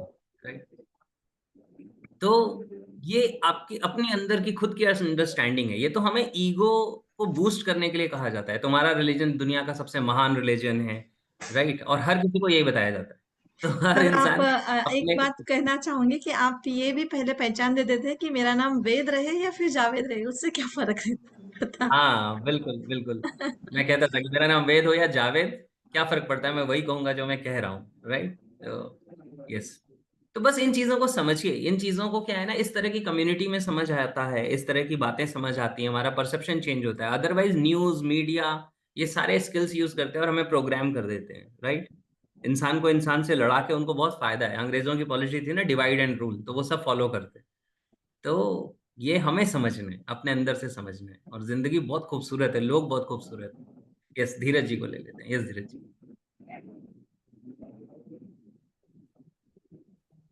Yes sir, good morning sir.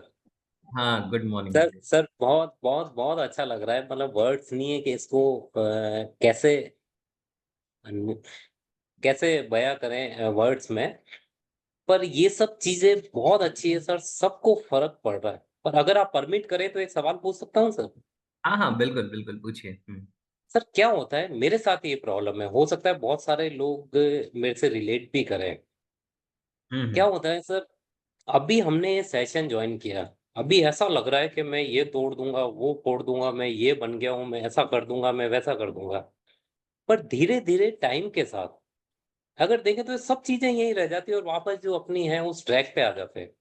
तो इस चीज के लिए क्या तरीका है सर, कोई सेशन है क्या आपके? मेरे साथ तो प्रॉब्लम है, हो सकता है मेरे साथ बहुत सारे लोग उसको पूछना चाह रहे होंगे। अभी हम बहुत मोटिवेटेड है, पर जैसे ही थोड़े से कुछ दिन निकलेंगे, 2 4 5 दिन निकलेंगे, हम अपनी लाइफ में बिजी हो जाएंगे और वापस उसी ढर्रे पे आ जाएंगे, जो ये सब कुछ भूल जाएंगे। बहुत सारी चीजें हमको पहले से भी पता है, पर वो सब भूल भाल के वापस उसी लाइफ पे आ जाते। तो इसका क्या तरीका है सर, इसके बारे में कुछ बताएं सर प्लीज। बिल्कुल बिल्कुल, मैं बताता हूँ आपको। बहुत अच्छा क्वेश्चन है, और ध्यान से समझेंगे ये सबके लिए है, सबके लिए ये काम आएगा। सबसे पहले तो ये बात समझ लीजिए कि it is natural for all, ये सबके साथ होता है, ये ऐसा नहीं है आपका ये आपका कम्युनिकेशन करने का तरीका बहुत अच्छा है, ये आपका एक वे ऑफ एक्सप्रेसिंग थिंग्स है कि आप कह रहे हैं कि हो सकता है ये प्रॉब्लम सिर्फ मेरी हो या और भी कुछ लोगों की हो, लेकिन एक्चुअली ये प्रॉब्लम सभी की है, ये सबके साथ होता है। देखिए होता क्या है, मैं आपको बहुत प्रैक्टिकल आंसर देता हूँ और आप ध्यान से समझिएगा। देखिए मेरे साथ क्या हुआ कि मैंने बीटेक करने के पहले से सब मेरा इंक्लिनेशन था, सारी चीज़ें थी, फिर मैंने बीटेक किया, बीटेक करने के बाद एक 8 महीने मैंने एक स्कूल में पढ़ाया। उसके बाद फिर उस पर्टिकुलर टाइम पे मैंने अपना ऑर्गेनाइजेशन लॉन्च किया, सारी चीज़ें की, और मैं इस फील्ड में काम करने लगा। तो क्योंकि मैंने इन्हीं चीज़ों को, जिसमें मेरा पैशन था, मैंने इसी को अपना प्रोफ़ेशन बना लिया, तो इस वजह से मेरे साथ हुआ क्या कि मैं कंसिस्टेंटली 24/7 इसी फ्लो में हूँ, इसी ज़ोन में हूँ, है ना? यानी कि या तो मैं कुछ अच्छा सोच रहा हूँ, या कुछ अच्छा पढ़ रहा हूँ, या अच्छा देख रहा हूँ, या अच्छा कंटेंट क्रिएट कर रहा हूँ, या कोई मीटिंग कर रहा हूँ, सेमिनार कर रहा हूँ, कुछ आगे के लिए प्लानिंग कर रहा हूँ, डिस्कशन भी इसी तरह के लोगों से हो रहा है, जो और तरह के लोग होते हैं जिनके डिस्कशंस होते हैं, जैसे दुनिया में बाहर होता है, पॉलिटिक्स है, रिलीजन है, कम्युनिटी है, ये है, वो है, उन सबों का मुझे अता-पता ही नहीं है वो कहाँ है, राइट? मतलब वो सारी चीज़ें मेरे लिए वेव ऑफ हो गई हैं, खत्म हो गई हैं, ठीक है? तो उसका रीज़न क्या है कि मैं जिस फ़ील्ड में मेरा इंटरेस्ट था, जो मुझे सबसे ज़्यादा अच्छा लगता है, जिससे लाइफ़ की क्वालिटी इम्प्रूव होती है, मैं इसमें पूरी तरीके से उतर गया। इसके अलावा मेरे लाइफ़ में और जो चैलेंजेज़ हैं, चारों तरफ सबकी ज़िंदगी में होते हैं, मेरी ज़िंदगी में भी हैं, वो उनसे डील करना होता है, हैंडल करना होता है, और बीच में ये है। तो इसके कंसिस्टेंट टच में बने रहने की वजह से ये सारी चीज़ें आती हैं, और मुझे समझ आता है जितना समय मैं लगा पा रहा हूँ, इतना समय हर कोई नहीं लगा पाएगा, क्योंकि हर इंसान अपने-अपने फ़ील्ड, अपने-अपने प्रोफ़ेशन, अपनी-अपनी चीज़ों में कहीं न कहीं बिज़ी है। तो अगर मैं इसका निचोड़ निकाल के उसको क्रक्स दे दूँ, तो उसका बहुत सारा टाइम बच जाएगा। यानी जो मैं 24 घंटे में समझ रहा हूँ, अगर वो मैं आपको 4-5 मिनट में बता पा रहा हूँ और वो आप उसको पकड़ पा रहे हैं, तो आपकी ज़िंदगी में एक एक्सेलरेटेड ट्रांसफॉर्मेशन होने लगेगा। अब करना क्या पड़ेगा? जैसे आपने बोला ना कि ये होता है फिर छूट जाता है। जैसे एनएलपी में मैं कहता हूँ कि एवरी डे आप ये डिसाइड कर लो, जैसे हम ब्रश करते हैं, फ्रेश होने जाते हैं, नहाते हैं, ये हमारी हैबिट है ना, हम ये नहीं कहते ना कि आज हम ये नहीं करेंगे। आप ऐसे ही इस सेल्फ डेवलपमेंट के फील्ड को 30 मिनट्स के लिए पकड़ लीजिए, 30 मिनट्स। और मतलब मैं थोड़ा सेल्फिश हो रहा हूँ, है ना? आपके फायदे के लिए। हाँ, no issues Pratibha ji, please. तो देखिए, वो ये है ना कि 30 मिनट्स आप मेरा कोई ना कोई कंटेंट उठा लीजिए और हर रोज 30 मिनट्स उस कंटेंट पे लगाइए, राइट? अब इससे क्या होगा, अगर मेरी बातें आपको समझ में आती हैं, देखिए मुझे दुनिया का नहीं पता, मुझे अपना पता है कि मैं अगर कुछ शेयर करता हूँ तो उसके पीछे प्राइम ऑब्जेक्टिव है कि सामने वाले पर्सन की लाइफ में ट्रांसफॉर्मेशन है, उसकी ज़िंदगी में चेंज आए। मनी मेरे लिए बाई प्रोडक्ट है, राइट? मुझे पता है कि इस दुनिया में अनलिमिटेड वेल्थ है, अनलिमिटेड वेल्थ क्रिएट की जा सकती है, लेकिन वो मेरा ऑब्जेक्टिव नहीं है। मेरा ऑब्जेक्टिव ये है कि मेरे पास सफिशिएंट वेल्थ आनी चाहिए, मैं ज़िंदगी में जो करना चाहूँ वो कर सकूँ, और मेरा बिलीफ सिस्टम भी है कि मुझे जो करना होता है उसके लिए पैसे मेरे पास आ जाते हैं, तो हमेशा ऐसा होता है। राइट? तो क्या है कि 30 मिनट अपने आप को एंगेज रखिए मेरे कंटेंट के साथ। चाहे आप कोई यूट्यूब वीडियो देखें या आप एनएलपी कोर्स में हैं तो आप एनएलपी का वीडियो देखिए, या आप जो अभी ये मैजिक 365 का सेशन है ये देखिए। 30 मिनट मिनिमम आप हर रोज करते रहिए। और अगर आप ये हर रोज सिर्फ 30 मिनट का एक डिसिप्लिन अपनी ज़िंदगी में डाल लेंगे, तो वो आपको आउट ऑफ ज़ोन नहीं जाने देगा। हो सकता है आप सेम वही चीज़ें इम्प्लीमेंट ना करें, लेकिन आप लगातार इम्प्लीमेंटेशन में रहेंगे, लगातार आपको याद रहेगा। Out of site, out of mind हो जाता है, ये माइंड का रूल है, जो हमारी नज़रों के सामने से यानी फ़ोकस से हट जाता है इंटरनली, वो हमारे फिर आउट ऑफ माइंड हो जाता है, हमें फिर याद भी नहीं रहता। जैसे अभी जब मैंने आपको बचपन में आपको लेके गया, तो आपको बचपन की कई ऐसी चीज़ याद आई जो आपको ऐसे भूल गई थी मानो कभी ज़िंदगी में हुई ही नहीं, लेकिन अभी वो याद आ गई। तो 30 मिनट्स आप अपने आप से कमिटमेंट करिए कि जैसे मैं दिन में और सारी चीज़ों के लिए टाइम निकालता हूँ ना, ये 30 मिनट्स मुझे खुद के लिए निकालने हैं और इस तरह के कंटेंट के साथ कनेक्ट रहना है। चाहे कोई यूट्यूब वीडियो देख लीजिए, कोई आप अ, कोई पीडीएफ है आपने वो पढ़ लिया, एनएलपी की वीडियो देख ली, कुछ भी करिए। और सिर्फ अगर आप उतना देखते भी रहेंगे तो आपका इम्प्लीमेंट करने का मन करता रहेगा। और हो सके तो उस 30 मिनट को जो देखा उसमें से आज आप क्या इम्प्लीमेंट करेंगे उसको पिक कर लीजिए और कोशिश करिए कि वो अपने दिन में ढाल लें। तो इससे आदत लगेगी, क्योंकि होता क्या है ना कि हम इस ज़ोन में नहीं है। मैं 24 आवर्स इसी ज़ोन में हूँ। आप इस ज़ोन में नहीं हैं क्योंकि आपके पास अपनी ज़िंदगी के जो फाइनेंसेस रन करने हैं और चीज़ें, उसमें अलग एंगेजमेंट्स हैं आपके। तो जब तक हम सेशन में रहते हैं तब तक वो अलग फीलिंग रहती है। जब सेशन से बाहर जाते हैं तो हमारा एंगेजमेंट खत्म हो जाता है। तो हमें अपने आप को कंसिस्टेंटली एंगेज रखना है। जैसे मैं एक सिंपल चीज़ पूछता हूँ कि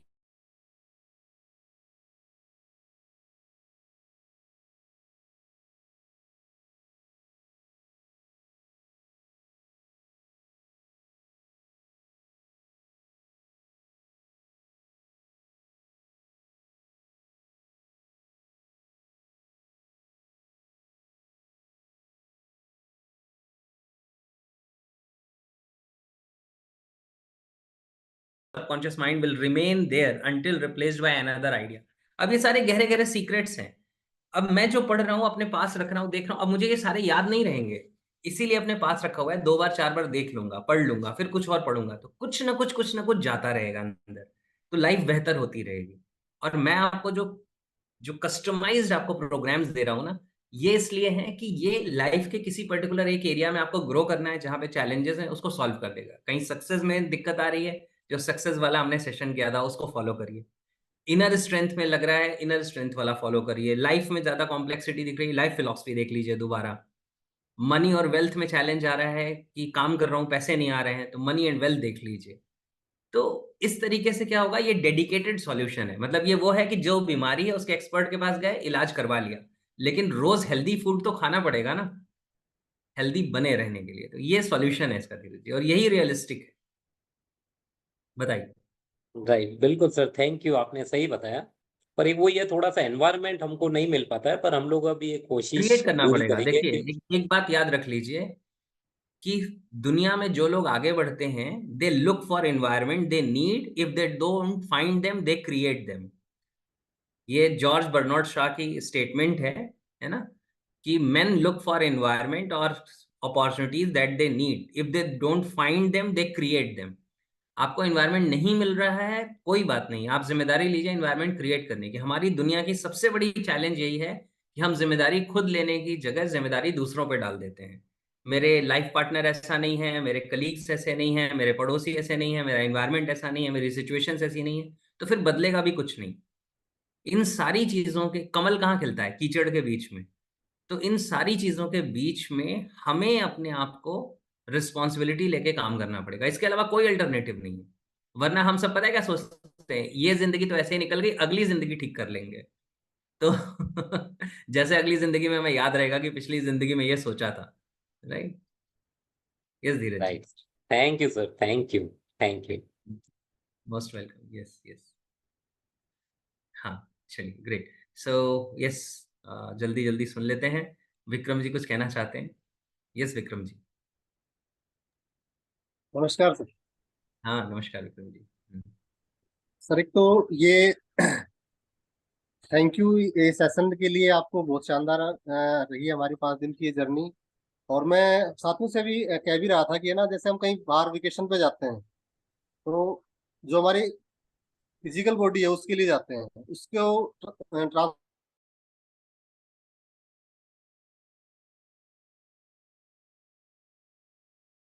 ये जर्नी रही। और बहुत बहुत थैंक यू आपको देना चाहता हूँ मैं और सारी टीम को। नमस्कार। Thank you Vikram ji, thank you so much, thank you.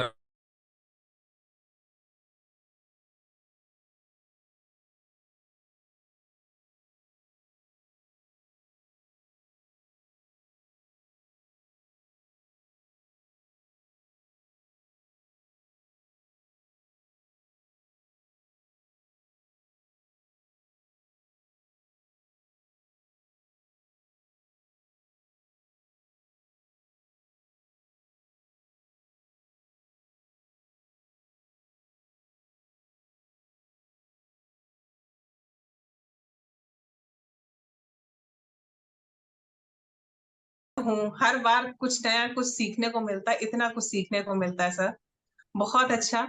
Sir जो डे 1 में आप बता रहे थे कि लोग बेसिकली अच्छे होते हैं, तो सर हम हमेशा ये सुनते हैं ना, दुनिया बहुत खराब है, लोग बहुत लालची हैं, ऐसे दुनिया कलयुग में हम लोग जी रहे हैं, ऐसा सब किसी से बात होती थी तो हम यही बोलते थे बेसिकली दुनिया बहुत अच्छी। आमतौर पे लोग अच्छे ही होते हैं, ज्यादातर मेजॉरिटी ऑफ पीपल अच्छे होते